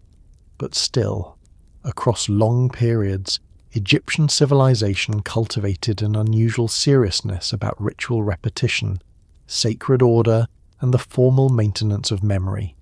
It carved names, copied texts, repeated offerings, preserved royal imagery, aligned temples, observed celestial cycles, and treated kingship not as ordinary government, but as a participation in cosmic order itself. To people inclined toward the Atlantis theory, this makes Egypt look like exactly the sort of civilization that could receive fragments of an older world and keep them alive long after their original context was gone. The priesthood matters most in these theories because priests are the natural custodians of difficult inheritance. A farmer may preserve techniques, a sailor may preserve routes, a royal house may preserve claims, but priests preserve pattern.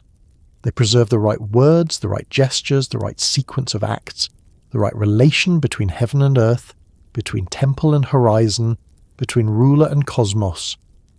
They are not just religious specialists in the modern loose sense. In many ancient societies, priests were keepers of calendars, readers of signs, maintainers of sacred spaces, and guardians of formulas whose authority came from age as much as from meaning. If some deep old knowledge survived catastrophe, then in the imagination of alternative history it would not drift about openly.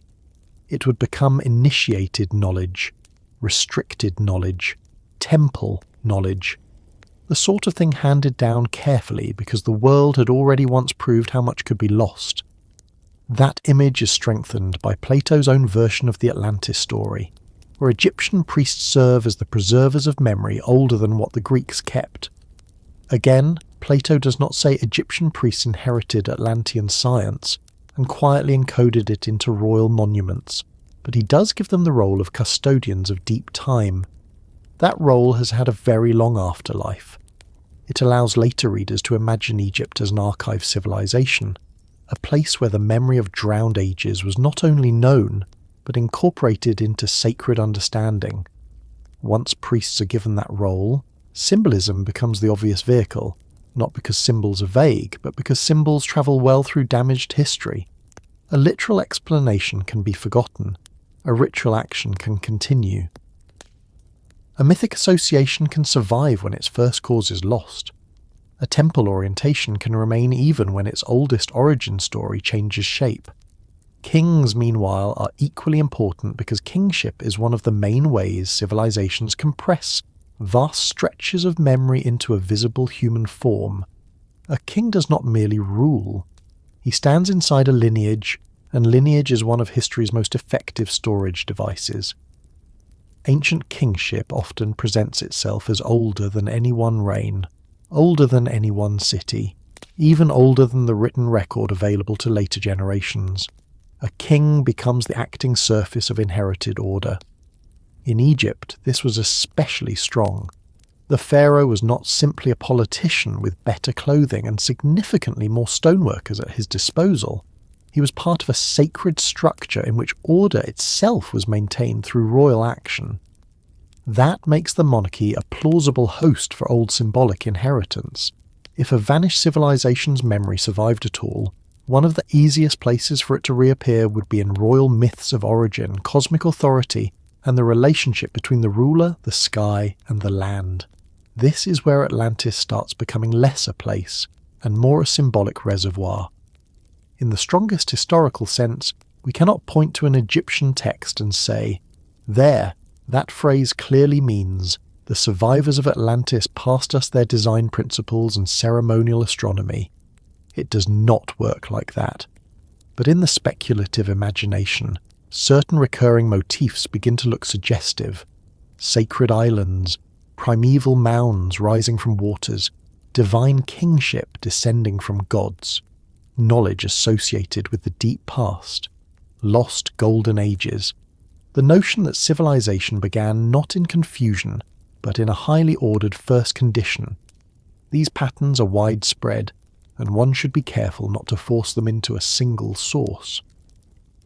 Still, for those who believe in Atlantean inheritance, such motifs become symbolic traces, the kind of echoes one would expect if a real drowned civilization survived not as a named memory in every culture, but as a bundle of transformed symbols.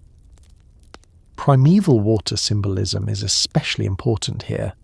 Egyptian thought already contains the image of emergence from watery chaos, of stable ground arising from the undifferentiated waters, of creation as the establishment of order above the flood-like potential of non-order.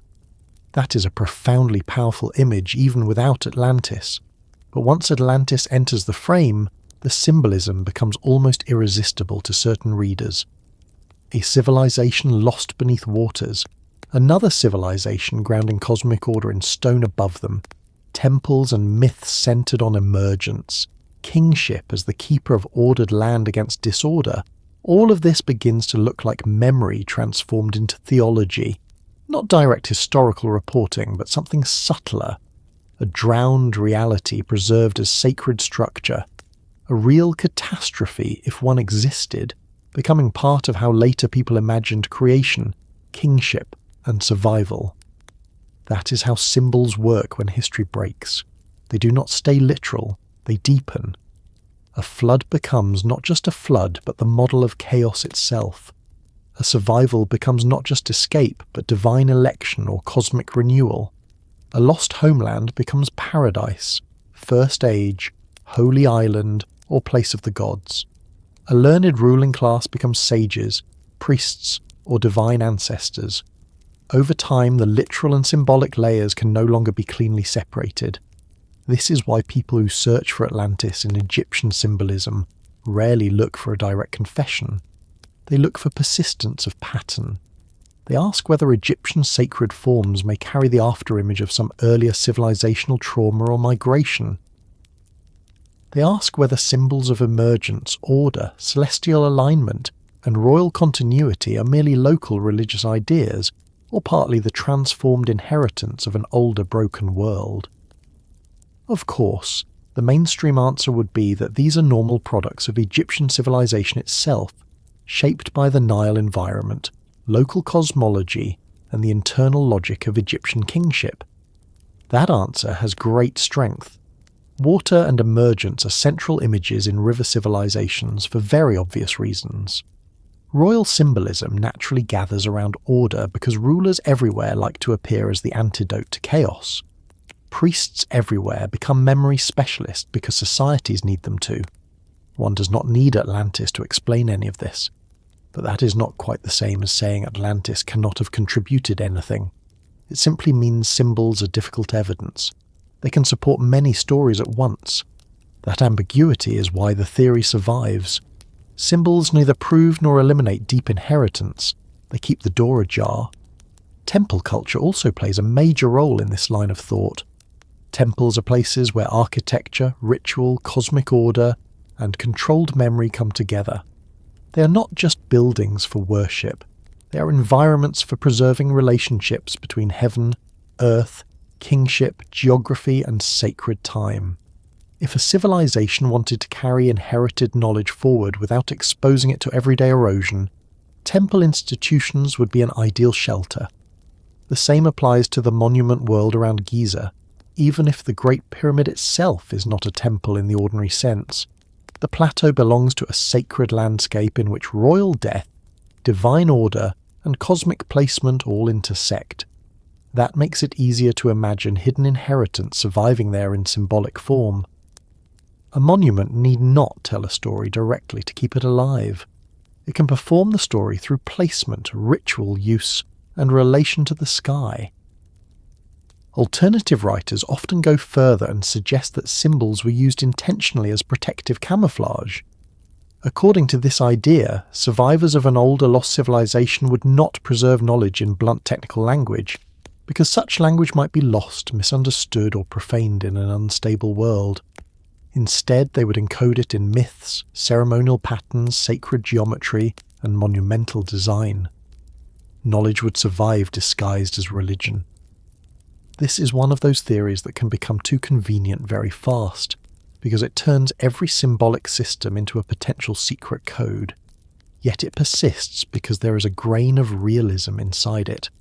Knowledge really does survive through cultural embedding. People remember how to do things by making them sacred, habitual, and socially central. A ritual repeated for religious reasons can preserve astronomical timing, whether or not every participant understands the oldest astronomical layer.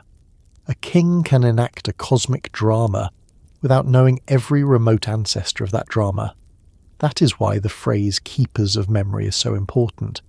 It suggests not only people who remember facts, but people who preserve forms.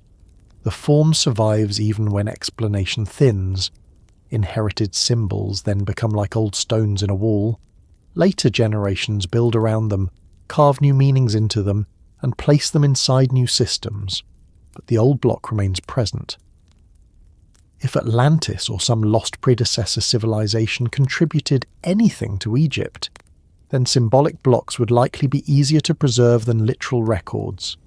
A star-related ritual, a sacred proportion, a belief in wisdom from a former age, a kingly role tied to restoring order after destruction. These are the kinds of things that can migrate through time without carrying labels. There is also the deeply human habit of attaching lost knowledge to elite custodians. People do this constantly. Whenever they suspect some important truth has vanished, they imagine priests, initiates, temple schools, old lineages, or wise rulers guarding it in partial secrecy. This pattern can easily become fantasy, but it does reveal something about how people understand cultural survival. They know ordinary memory is fragile, so they imagine institutions built to resist fragility.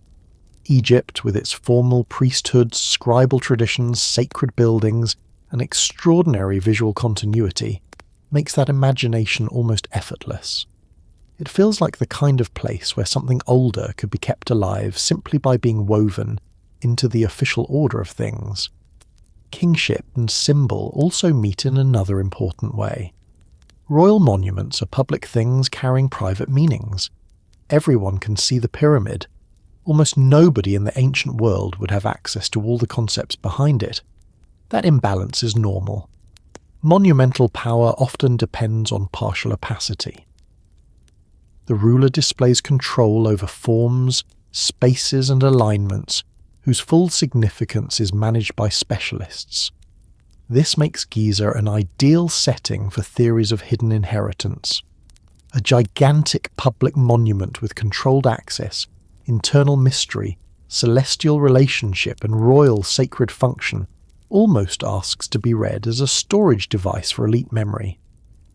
And if one already suspects that Egypt inherited from a vanished civilization, then priests and kings become the obvious channels through which such memory was stabilized. The strongest version of this symbolic survival argument imagines that Atlantis did not survive geographically at all, but culturally, through transformed sacred language. A drowned island becomes the archetype of the lost first world. Its rulers become divine ancestors. Its measurements become sacred proportions. Its sky knowledge becomes temple alignment. Its catastrophe becomes the mythic background against which kings restore order. In such a view, the Great Pyramid is not an Atlantean building in any crude sense. It is an Egyptian monument shaped by a memory tradition whose oldest roots lie beyond Egypt's visible beginning. That is why the connection is sought in symbol rather than in direct inscription. Symbols are where old worlds hide when literal continuity fails. Skeptics, understandably, push back hard here. Similar symbols appear across many cultures because many cultures face similar realities. Water, stars, kingship, chaos, order, death, rebirth, sacred centres, and primeval origins are not rare ingredients. They do not require a common Atlantean source. Human imagination, ritual need, and environmental experience are capable of generating them repeatedly. This is an important caution. Otherwise, one can end up claiming that any mention of water, wisdom, or a golden age on Earth proves the existence of a single global vanished civilization, which is not careful history so much as enthusiastic collecting. Still, the caution does not fully erase the attraction of the symbolic model, because the symbolic model does not depend on any single motif by itself. It depends on the total pattern of Egypt as a civilization of preserved order, old forms, celestial seriousness, and sacred kingship.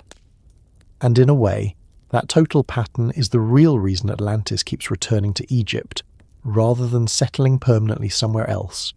Egypt looks like a civilization designed to remember.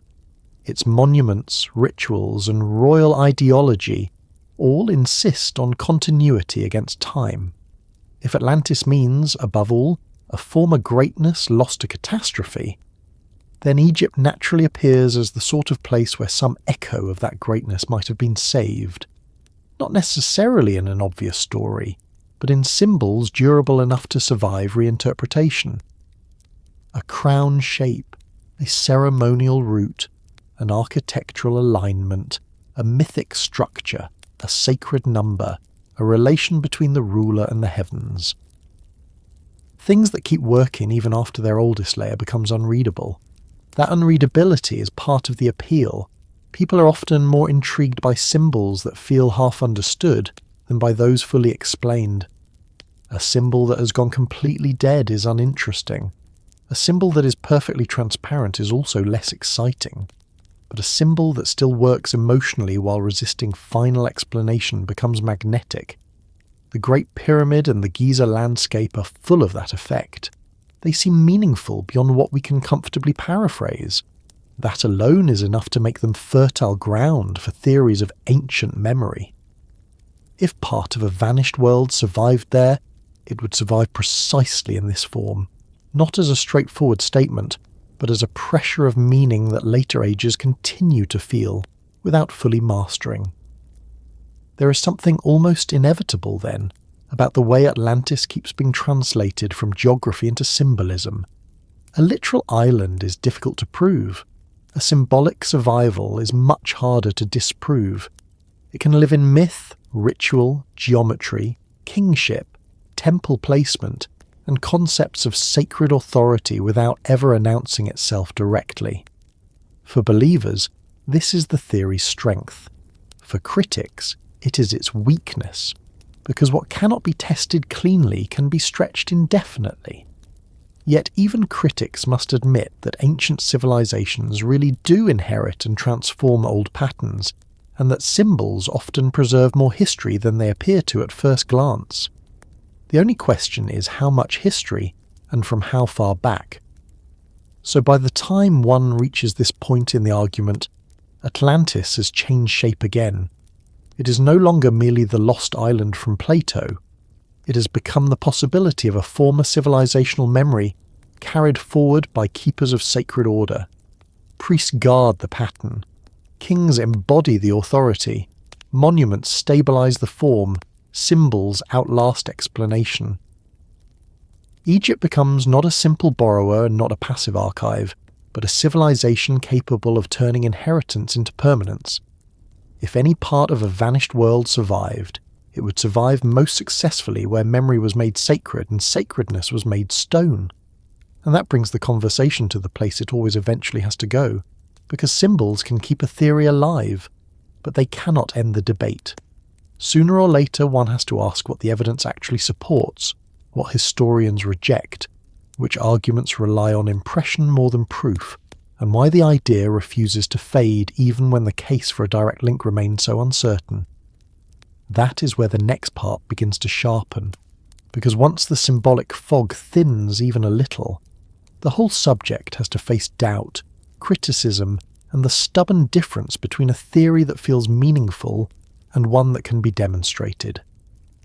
By the time the Great Pyramid and Atlantis have been placed beside one another for long enough, the conversation usually reaches a point where the romance of the idea runs into the discipline of history. Up to then, the connection can feel almost effortless. A monument of astonishing scale and precision stands in the desert. A famous story tells of a brilliant civilization destroyed by catastrophe. Egypt appears in Plato's chain of memory. Flood myths echo across cultures. Hidden chambers, celestial alignments, and the feeling of deep inheritance all gather around Giza like desert dust that never fully settles. It is easy, in that atmosphere, to feel that the link must be more than coincidence. And yet this is exactly the moment where historians begin slowing the pace, looking more carefully at the ground beneath the theory, and asking not whether the idea is appealing, but whether it can actually be demonstrated. That distinction matters because the two are not the same. Many things are appealing, many things feel true before they are tested. Many theories survive because they answer emotional needs better than ordinary explanations do. Historians, archaeologists, philologists, and geologists are trained, at their best, to resist that pull just long enough to ask harder questions. What is the source? What is the date? What is the chain of evidence? What is inference and what is actually shown? What belongs to the ancient world and what has been projected backward from modern imagination? These habits are not designed to spoil wonder. They are designed to protect it from becoming careless, and in the case of Atlantis and the Great Pyramid, they make a great deal of difference, because once the evidence is separated from the atmosphere, the direct case linking the two becomes much thinner than the popular story often suggests. The first thing historians reject is the claim that Plato's Atlantis account can be treated as straightforward historical reporting in the modern sense. Plato was a philosopher, not a field archaeologist writing up a site survey after a week of practical work and moderate sun exposure. He wrote dialogues with moral, political, and philosophical purposes. Atlantis appears in that context. It is embedded in a larger intellectual design. The story is not presented as a neutral chronicle, lifted cleanly from an archive and handed over to the reader without shaping. It comes through a chain of transmission, through characters within a dialogue, and within a framework where Plato is exploring ideal states, decline, power, and order. This does not prove Atlantis was invented from nothing, but it does mean the text cannot simply be treated as if it were a surviving government report from the Bronze Age, waiting for a patient modern reader to circle the important bits. That alone has major consequences for the pyramid theory. If Atlantis itself is uncertain as a historical reality, then using Atlantis to explain the Great Pyramid becomes a two-stage speculation rather than one. First, one has to establish that Atlantis refers to something real outside Plato's literary construction. Then, having done that, one has to show a meaningful connection to Egypt, and more specifically to Giza. Historians tend to reject the whole move because neither stage has been securely demonstrated. Plato mentions Egypt as the place where Solon allegedly heard the story. Yes, but he does not say that Atlantis built Egyptian monuments, taught Egyptian priests engineering, or passed the secret of pyramid construction into the Nile Valley. All of that is later extrapolation. The line from Plato's island to the stones at Giza is drawn not by the text itself, but by readers who feel that the gap wants filling. The second thing historians reject is the idea that the Great Pyramid appears so advanced that dynastic Egypt could not have built it without outside help. This rejection is not based on stubbornness or on some institutional allergy to excitement. It is based on the actual archaeological context of Egyptian development. The Great Pyramid does not stand alone in a vacuum. It belongs to a sequence.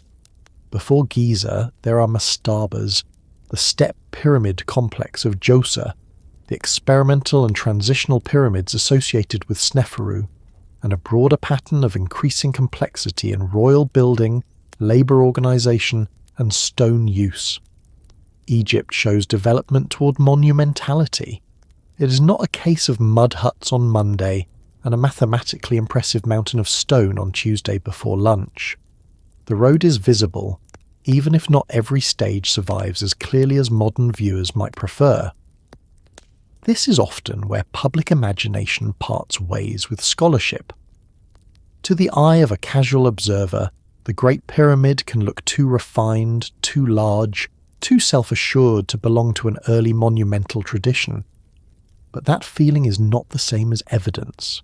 Historians reject the idea that astonishment itself proves outside inheritance. The pyramid is extraordinary, certainly, but extraordinary things can arise within known civilizations when administration, labour, religious ideology, and accumulated technical skill converge. Ancient Egypt had those ingredients. What alternative theories often treat as suspicious, historians treat as precisely the kind of thing a centralised and highly motivated early state could produce under the right conditions. In other words, the official explanation is not small. It is already huge. It asks us to believe that ancient Egyptians were capable of immense planning, enormous labour coordination, careful surveying, and technical ambition on a scale that still impresses the world. That is not a deflation of wonder. It is wonder with documents, context, and archaeology attached. Another major rejection concerns the so-called machine theory of the pyramid in its stronger forms. Historians and archaeologists do not accept that the Great Pyramid was an energy plant, a power generator, an Atlantean resonance device, or a hidden piece of ancient industrial technology. There are several reasons for this. One is that the evidence for such functions is usually speculative, selective, and heavily dependent on modern language being imposed on ancient spaces. A chamber becomes a resonator because its acoustics are interesting. A shaft becomes a conduit because the word sounds impressive. Granite becomes suspicious because modern people associate hard stone with advanced engineering. Unknown voids become machine compartments because secrecy is mistaken for technical purpose. At almost every stage, ordinary uncertainty is being pushed toward extraordinary function without enough supporting proof. That does not mean the internal design of the pyramid is simple or unimportant. Historians do not say that its passages and chambers are meaningless. They say that these features can be approached within the context of Egyptian royal architecture, symbolic landscape, structural necessity, and funerary religious purpose. The relieving chambers above the king's chamber show awareness of weight distribution. The passages and chambers reflect design choices that likely carried symbolic as well as practical meaning. The shafts may have cosmological significance tied to royal afterlife ideas. None of that requires lost Atlantean technology. It requires taking Egyptian thought seriously on its own terms, which is often less sensational than alternative history, but usually more grounded. Historians also reject the idea that widespread flood myths on their own prove a single lost civilization behind them all. This is a particularly important point because Catastrophe is one of the strongest emotional bridges between Atlantis and the Great Pyramid. It feels compelling to imagine a former world destroyed by water, with Giza standing later as a survivor or memorial. But mythic patterns are not simple maps. Flood stories appear across cultures for many reasons. Human communities live near rivers, coasts, and seasonal waters. Catastrophic flooding is one of the most common large-scale disasters people experience. Water also carries symbolic power in religion, cosmology, and moral storytelling. That means flood myths can emerge independently, can preserve local disaster memories, can function as theological narratives, or can combine all of these. Historians therefore reject the leap from many flood stories to one global drowned-high civilization unless much stronger evidence appears. The same caution applies to symbolism. Egypt is rich in symbols of order, chaos, primeval waters, divine kingship, emergence, celestial alignment, and sacred continuity. Alternative theories sometimes treat these as transformed memories of Atlantis. Historians are skeptical because symbols are flexible and widespread. Water and order are not rare ideas. Sacred kingship is not a smoking gun. Celestial orientation is not unique to any one alleged source civilization. Human cultures repeatedly generate such motifs because they are responding to basic realities of environment, power, and mortality. For scholarship, symbolic resemblance alone does not establish historical descent. It establishes only that people are very good at recognizing echoes and then imagining genealogies for them. That brings us to the question of direct evidence, which is where the Atlantis-Giza theory is weakest. There is no Egyptian inscription saying the pyramid preserves the wisdom of a drowned Western civilization. There is no secure archaeological layer at Giza pointing to Atlantean builders or refugees. There is no accepted material culture from Atlantis that can be traced into Egypt in a way that convinces the scholarly world. There are no unmistakable documents from ancient Egypt treating Atlantis as a remembered historical partner of the Nile state. The case instead depends on atmosphere, pattern, inference, literary interpretation, and a great deal of confidence placed in absences. Historians are trained to be very cautious with absences. Missing evidence does not automatically disprove a theory, but it certainly does not support it unless there is a strong reason to think the evidence should have vanished and still left some other detectable trace. In the Atlantis case, that trace remains elusive. So why do historians reject the link so consistently? Partly because the alternative case is not cumulative in the way its defenders often think. Precision at Giza does not independently prove Atlantis. Flood myths do not independently prove Atlantis. Hidden chambers do not independently prove Atlantis. Plato mentioning Egypt does not independently prove Atlantis built or influenced Giza. Symbolic parallels do not independently prove Atlantis. The theory feels cumulative because these elements are emotionally compatible. They sit well together. But emotional compatibility is not the same as converging proof. If each piece is weak on its own, and none directly points to the conclusion, stacking them does not necessarily create strength. Sometimes it simply creates a taller stack of uncertainty. And yet, even with all that doubt, the link endures. It endures very strongly. It survives documentaries, books, debates, dismissals, ridicule, and the simple fact that evidence never quite arrives in the dramatic form believers hope it will. That persistence deserves attention, because it tells us something about the modern mind as much as about the ancient world.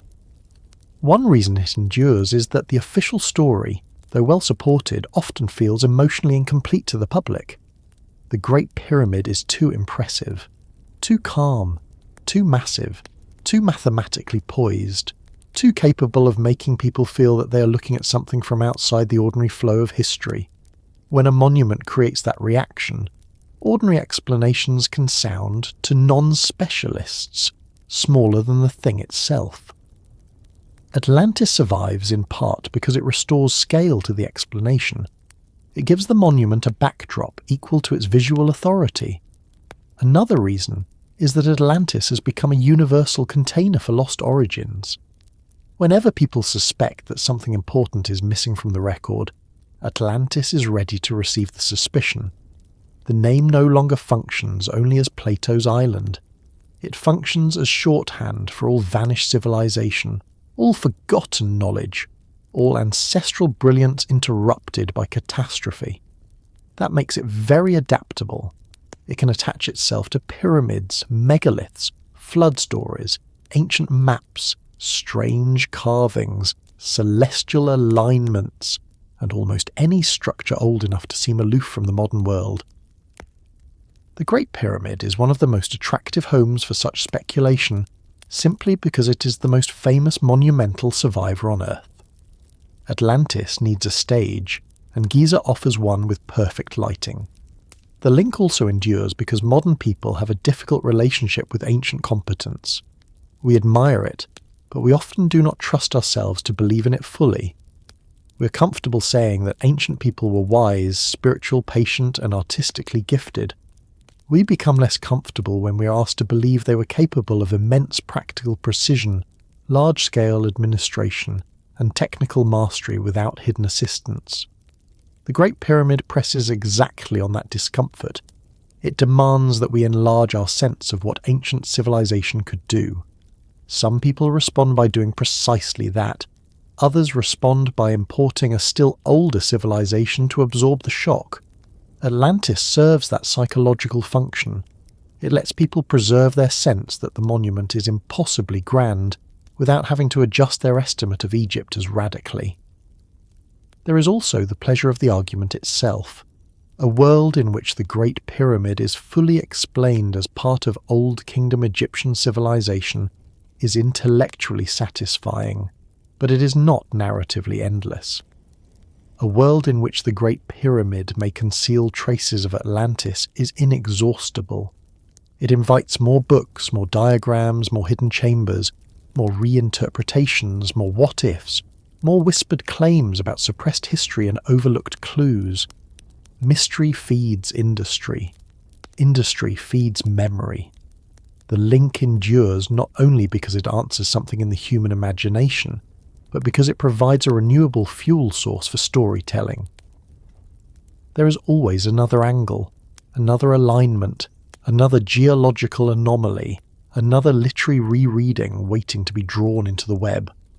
One should not underestimate the role of distrust either. Modern audiences have learned to be suspicious of official narratives, sometimes wisely and sometimes far too eagerly. They know institutions can be wrong. They know authorities can simplify. They know old interpretations can change. Archaeology itself has revised many earlier assumptions. Into that atmosphere, the Atlantis theory slides very comfortably. It frames itself as the brave outsider challenging a neat academic consensus. The Great Pyramid, with its unresolved features and continuing discoveries, helps this framing along.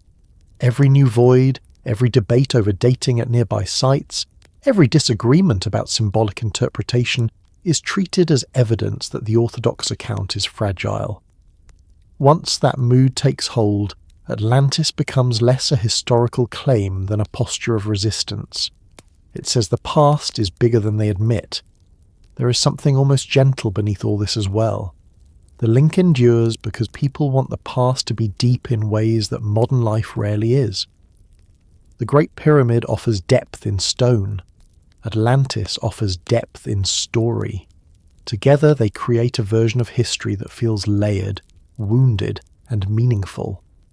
A lost civilization, a surviving monument, priests carrying memory, symbols outlasting explanation, catastrophe followed by rebuilding. All of it speaks to a human preference for the idea that the world has been broken before, and yet something worth keeping still made it through. That is not a trivial preference. It is one of the reasons such theories can survive criticism without disappearing. They are not only hypotheses, they are emotional structures. Historians know this, even if they do not always say it plainly. They know that debunking a claim does not necessarily end its life. A claim tied to identity, wonder, disappointment, distrust, or longing may survive indefinitely because its real purpose lies elsewhere. In the case of Atlantis and the Great Pyramid, the real purpose may be less about proving a direct line of transmission and more about preserving a sense that civilization has forgotten something. The monument feels like proof of lost seriousness. Atlantis feels like proof of lost possibility. Bring them together and the modern world is given a story about itself as much as about the past. We were not first. We may not even be the most complete version of ourselves.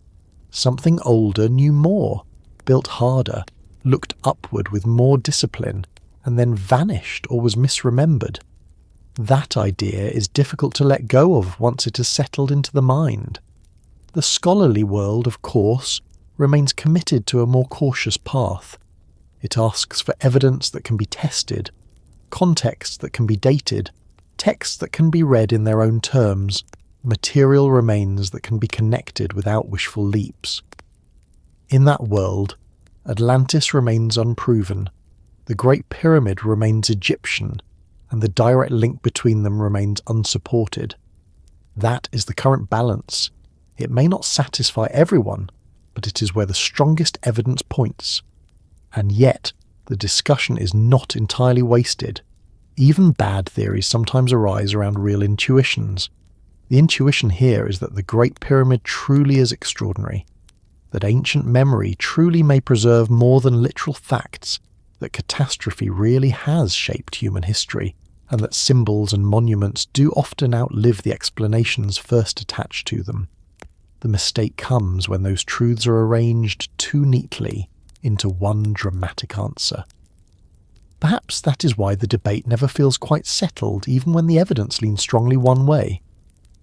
The Great Pyramid continues to stand with just enough reserve to keep imagination alive. Atlantis continues to float in cultural memory with just enough ambiguity to refuse burial. Historians can reject the link, and with good reason, but they cannot make the pairing stop feeling powerful to people who see in it a missing chapter of human history. That is the strange balance this subject has reached. The direct proof is lacking, the doubts are serious, the objections are real. And still the theory lingers, because the monument and the myth suit each other too well in the imagination of a species that has always feared losing whole worlds, and has always hoped that at least one stone, one symbol, one line of memory made it through. So the modern debate remains what it has long been, a contest between evidence and appetite, between what can be shown and what people feel must somehow lie behind the showable record. The Great Pyramid belongs firmly to ancient Egypt. Atlantis belongs uncertainly to story, speculation, and the long afterlife of Plato. The line between them has never been proved, but the desire to draw that line says something important all by itself. It says that some monuments do not merely survive history, they provoke it. They demand more story than the archive can comfortably provide. And once a monument begins demanding more story, the final movement is not usually towards certainty at all. It is toward reflection, toward the quieter thought that even if Atlantis never touched Giza directly, the very need to connect them reveals how human beings think about loss, memory, greatness, and the old hope that nothing truly magnificent disappears without leaving some sign behind. By the time a question like this reaches the quiet edge of the night, it usually stops behaving like an argument and starts behaving more like a mirror. All the measurements, the debates, the stories, the alignments, the claims, the objections, the drowned island, the desert plateau, the priests, the kings, the hidden chambers, the flood memories, the enormous stones, all of it begins to settle into something simpler. Not simpler in the sense of easy, because there is nothing especially easy about the Great Pyramid, and there is certainly nothing especially tidy about Atlantis, but simpler in the sense that the question underneath them both becomes easier to hear. If Atlantis touched Giza, what was it trying to leave behind? Not what machine, not what secret chamber, not what dramatic confession written in lost characters on a wall no one has yet found, but what kind of inheritance? What kind of thing would a civilization try to save if it believed its own world could disappear? That is probably the most useful way to approach the idea now, because once one has spent enough time with the evidence and the uncertainty, the grander claims begin to soften whether one wants them to or not. The direct line is hard to prove. The historical case remains incomplete, The Great Pyramid is Egyptian.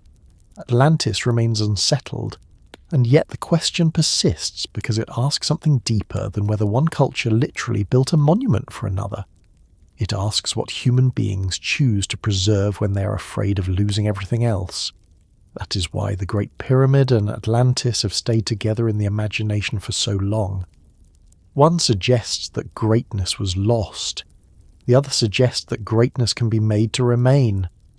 Between them sits the old human worry that knowledge is fragile, that memory is thinner than stone, and that a world can end faster than it can explain itself. If Atlantis touched Giza at all, then perhaps what it left behind was not a blueprint in the narrow sense, not a technical manual, not a complete map, not a neat bundle of instructions showing how to measure angles, cut stone, and orient monuments to the sky, while keeping a polite smile on one's face and maintaining respectable scheduling. Civilizations do not usually survive catastrophe in that clean way.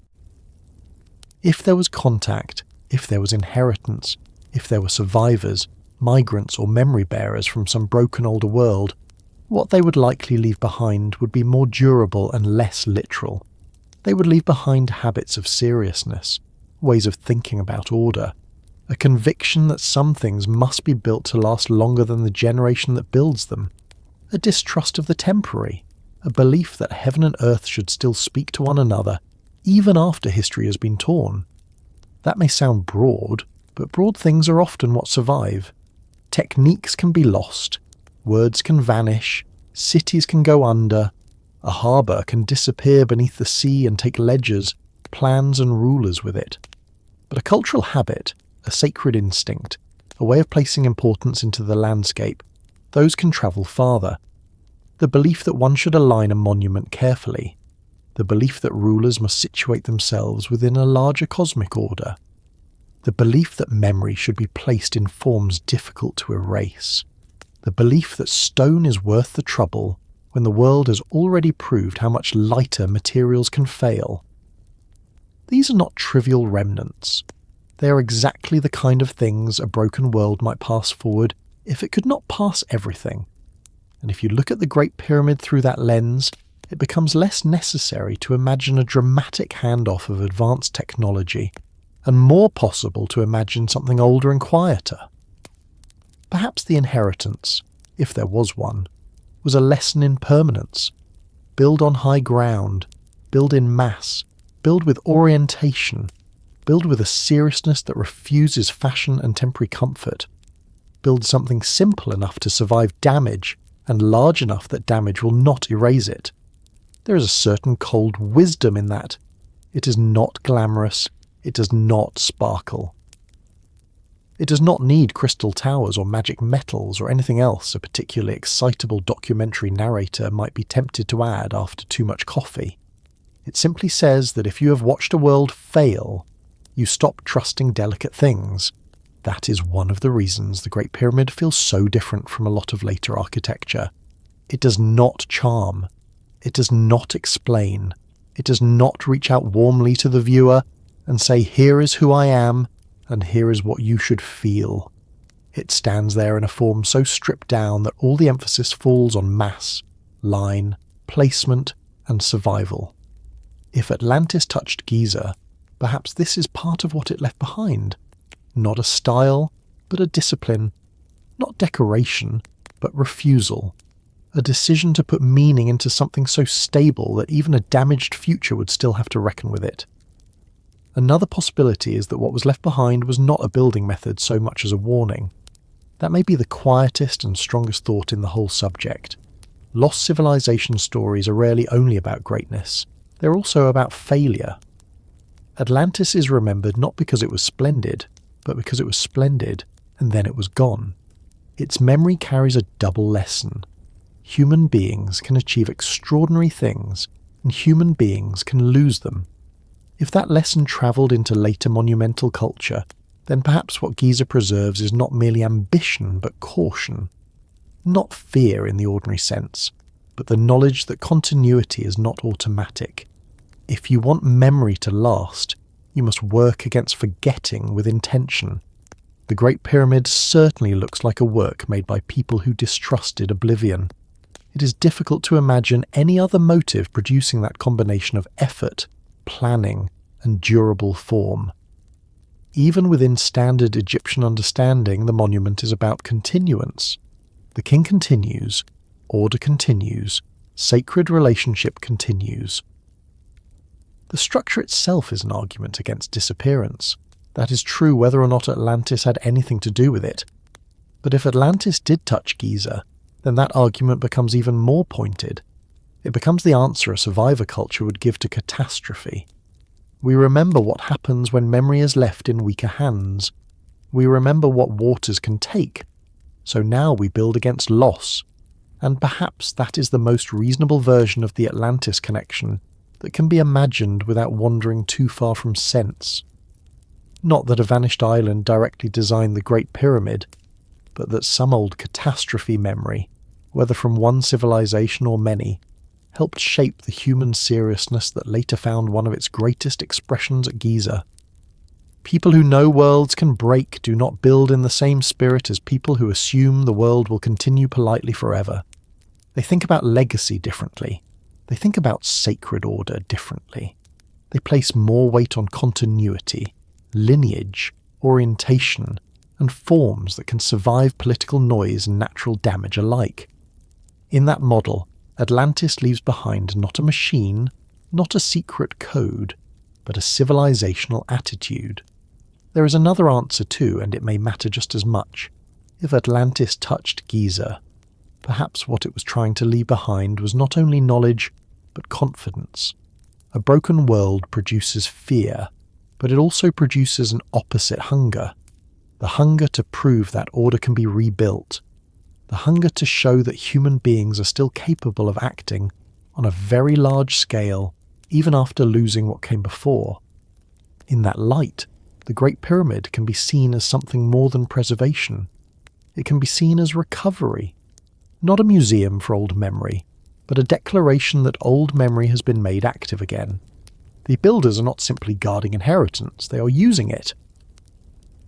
They are turning what survived into something new, something Egyptian, something unmistakably local, and yet grand enough to carry whatever older current fed into it.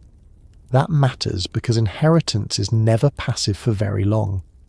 A strong civilization does not merely store what it receives, it transforms it. If some former world really did leave fragments in Egypt, then Egypt's greatness would not be diminished by that fact. It would be enlarged. It would mean that the civilization of the Nile did what all truly powerful cultures do. It absorbed, refined, and surpassed. It took whatever was handed down, whether from local predecessors, neighbouring peoples, environmental memory, or some deeper broken past, and turned it into stone with a force nobody has been able to ignore since. That too could be what Atlantis was trying to leave behind if it touched Giza at all.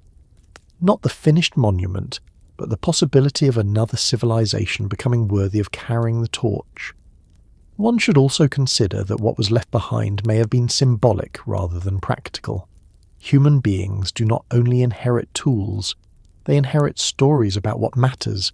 They inherit images of the sky, of flood, of kingship, of sacred emergence, of a first world, of a better age, of the need to restore order again and again against chaos.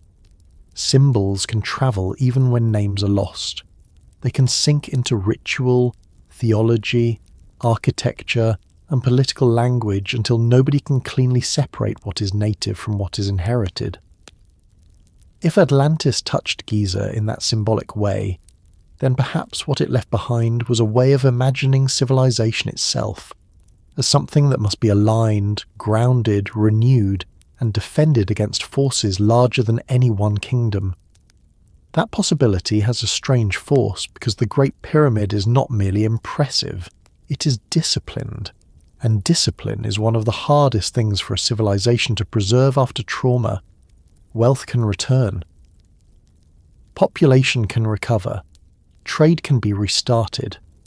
But disciplined meaning, the ability to place effort within a large coherent picture of the world, that is more difficult. It must be taught. It must be performed. It must be embodied by institutions that remember what ordinary life forgets. If Atlantis survived as symbol, then perhaps what it was trying to leave behind was exactly that coherence. A sense that sacred order, technical order, political order, and cosmic order are not separate problems. That is one of the deepest impressions Giza leaves. It does not feel like a structure conceived in fragments. It feels like a structure conceived whole. And what if the thing left behind was even simpler than that? What if it was just orientation? That may sound almost too plain after all the grand claims surrounding the topic, but plain things are often the most durable. When worlds change, when coastlines alter, when cities fall, when records are burned or drowned or simply neglected long enough to vanish, orientation matters. Where is north? When does the river rise? What does the sky do? Where should the temple face? How does one place the centre again? If a civilization truly feared catastrophic forgetting, these are among the things it would want to preserve first. Not because they are romantic, but because without orientation, both practical life and sacred life drift. The Great Pyramid is many things, but one thing it certainly is placed. It is not lost in its landscape. It is not casual. It is set. If Atlantis touched Giza, perhaps what it left behind was the refusal to build casually in a world that had already proven how easily it could unmake human arrangements. There is also the possibility that what Atlantis was trying to leave behind, if it touched Giza at all, was humility. That may seem odd, since Atlantis is usually remembered as a story of pride and destruction, while the Great Pyramid is often treated as the ultimate expression of human ambition. But monuments of this kind are not only statements of power, they are also admissions of limitation. Why build so massively if not because one knows how weak a human life is next to time?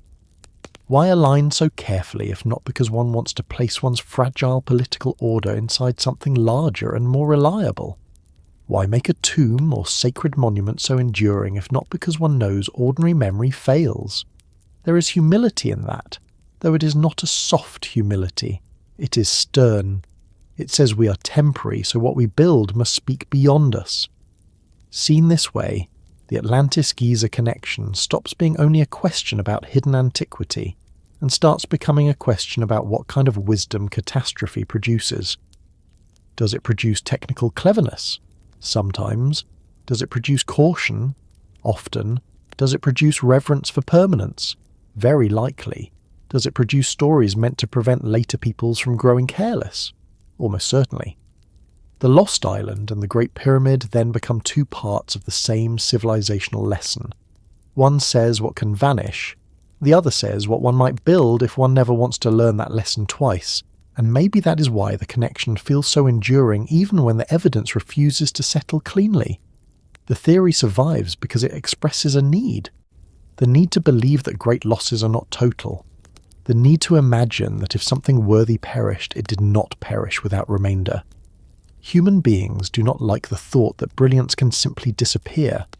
We want some thread to survive, a symbol, a method, a monument, a warning, a way of placing stone, a relation to the stars, a priestly tradition, a royal idea, something. The Great Pyramid is one of the few things on Earth large enough and strange enough to receive that hope. It can hold the projection because it already holds so much else. There is a more personal side to this too, especially at the end of a long subject like this one.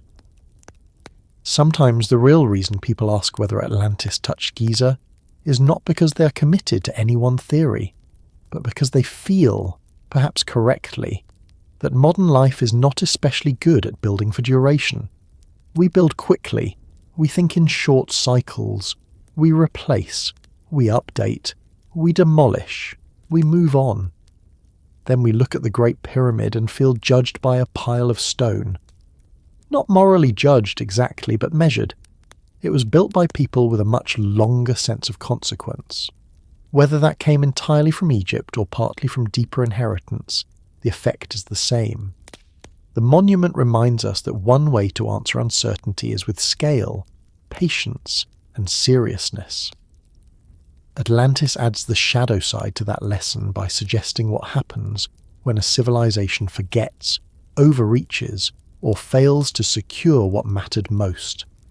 So if Atlantis touched Giza, perhaps what it was trying to leave behind was a standard for what it means to remember properly, not memory as nostalgia, and not memory as collecting fragments for curiosity's sake, but memory as an active duty. Build the centre, mark the directions, place the dead in relation to the heavens, bind kingship to order, use stone because stories alone are too light. Preserve what matters in forms that do not depend on every future generation being equally wise. That is a very severe standard, and the Great Pyramid meets it in a way few human works ever have. Or perhaps in the end, what was being left behind was simply the hope that the future would still look back. That too should not be underestimated. A civilization facing loss, whether through literal catastrophe or through the ordinary erosion of time, may not dream only of surviving materially. It may dream of being remembered, even imperfectly. It may settle for leaving a question rather than a complete answer. In that sense, the Great Pyramid would be the perfect legacy. It does not tell us everything. It does not resolve itself. It leaves behind enough to command attention, and enough missing to keep attention alive. If Atlantis wished to survive by provoking memory rather than explaining itself fully, then there are worse methods than leaving the world one monument so strong that later ages cannot stop circling it with their theories. That thought becomes calmer when one lets go of the need for certainty. Maybe Atlantis never touched Giza directly at all. Maybe the connection is only a modern arrangement of awe and longing. Maybe Plato's island is literary, and the Great Pyramid is exactly what the strongest evidence says it is, an Egyptian monument of astonishing native achievement. Even then, the question still matters, because when people ask what Atlantis left behind, what they are often really asking is what any great lost world can leave behind once its cities are gone. The answer may be less than legend promises and more than skepticism likes to admit.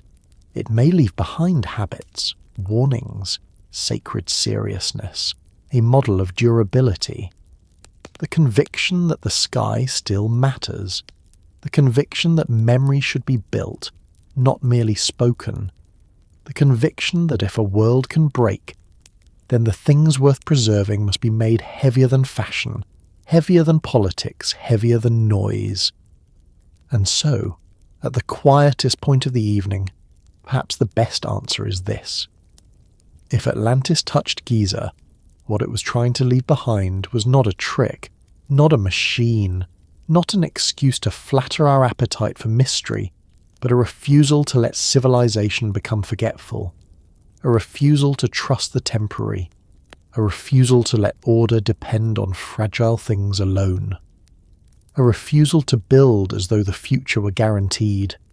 The Great Pyramid, whether touched by Atlantis or only by Egypt's own immense seriousness, still carries that refusal in its shape. It still stands where sand, sky, time and memory meet, asking later people whether they understand how much effort it takes to remember properly. And because that question is still there, still waiting in the stone, the old island and the old pyramid never quite separate in the mind. One remains the image of what the waters took, the other remains the image of what the land kept. Between them sits the old human hope that when a world goes under, not everything worth saving goes with it.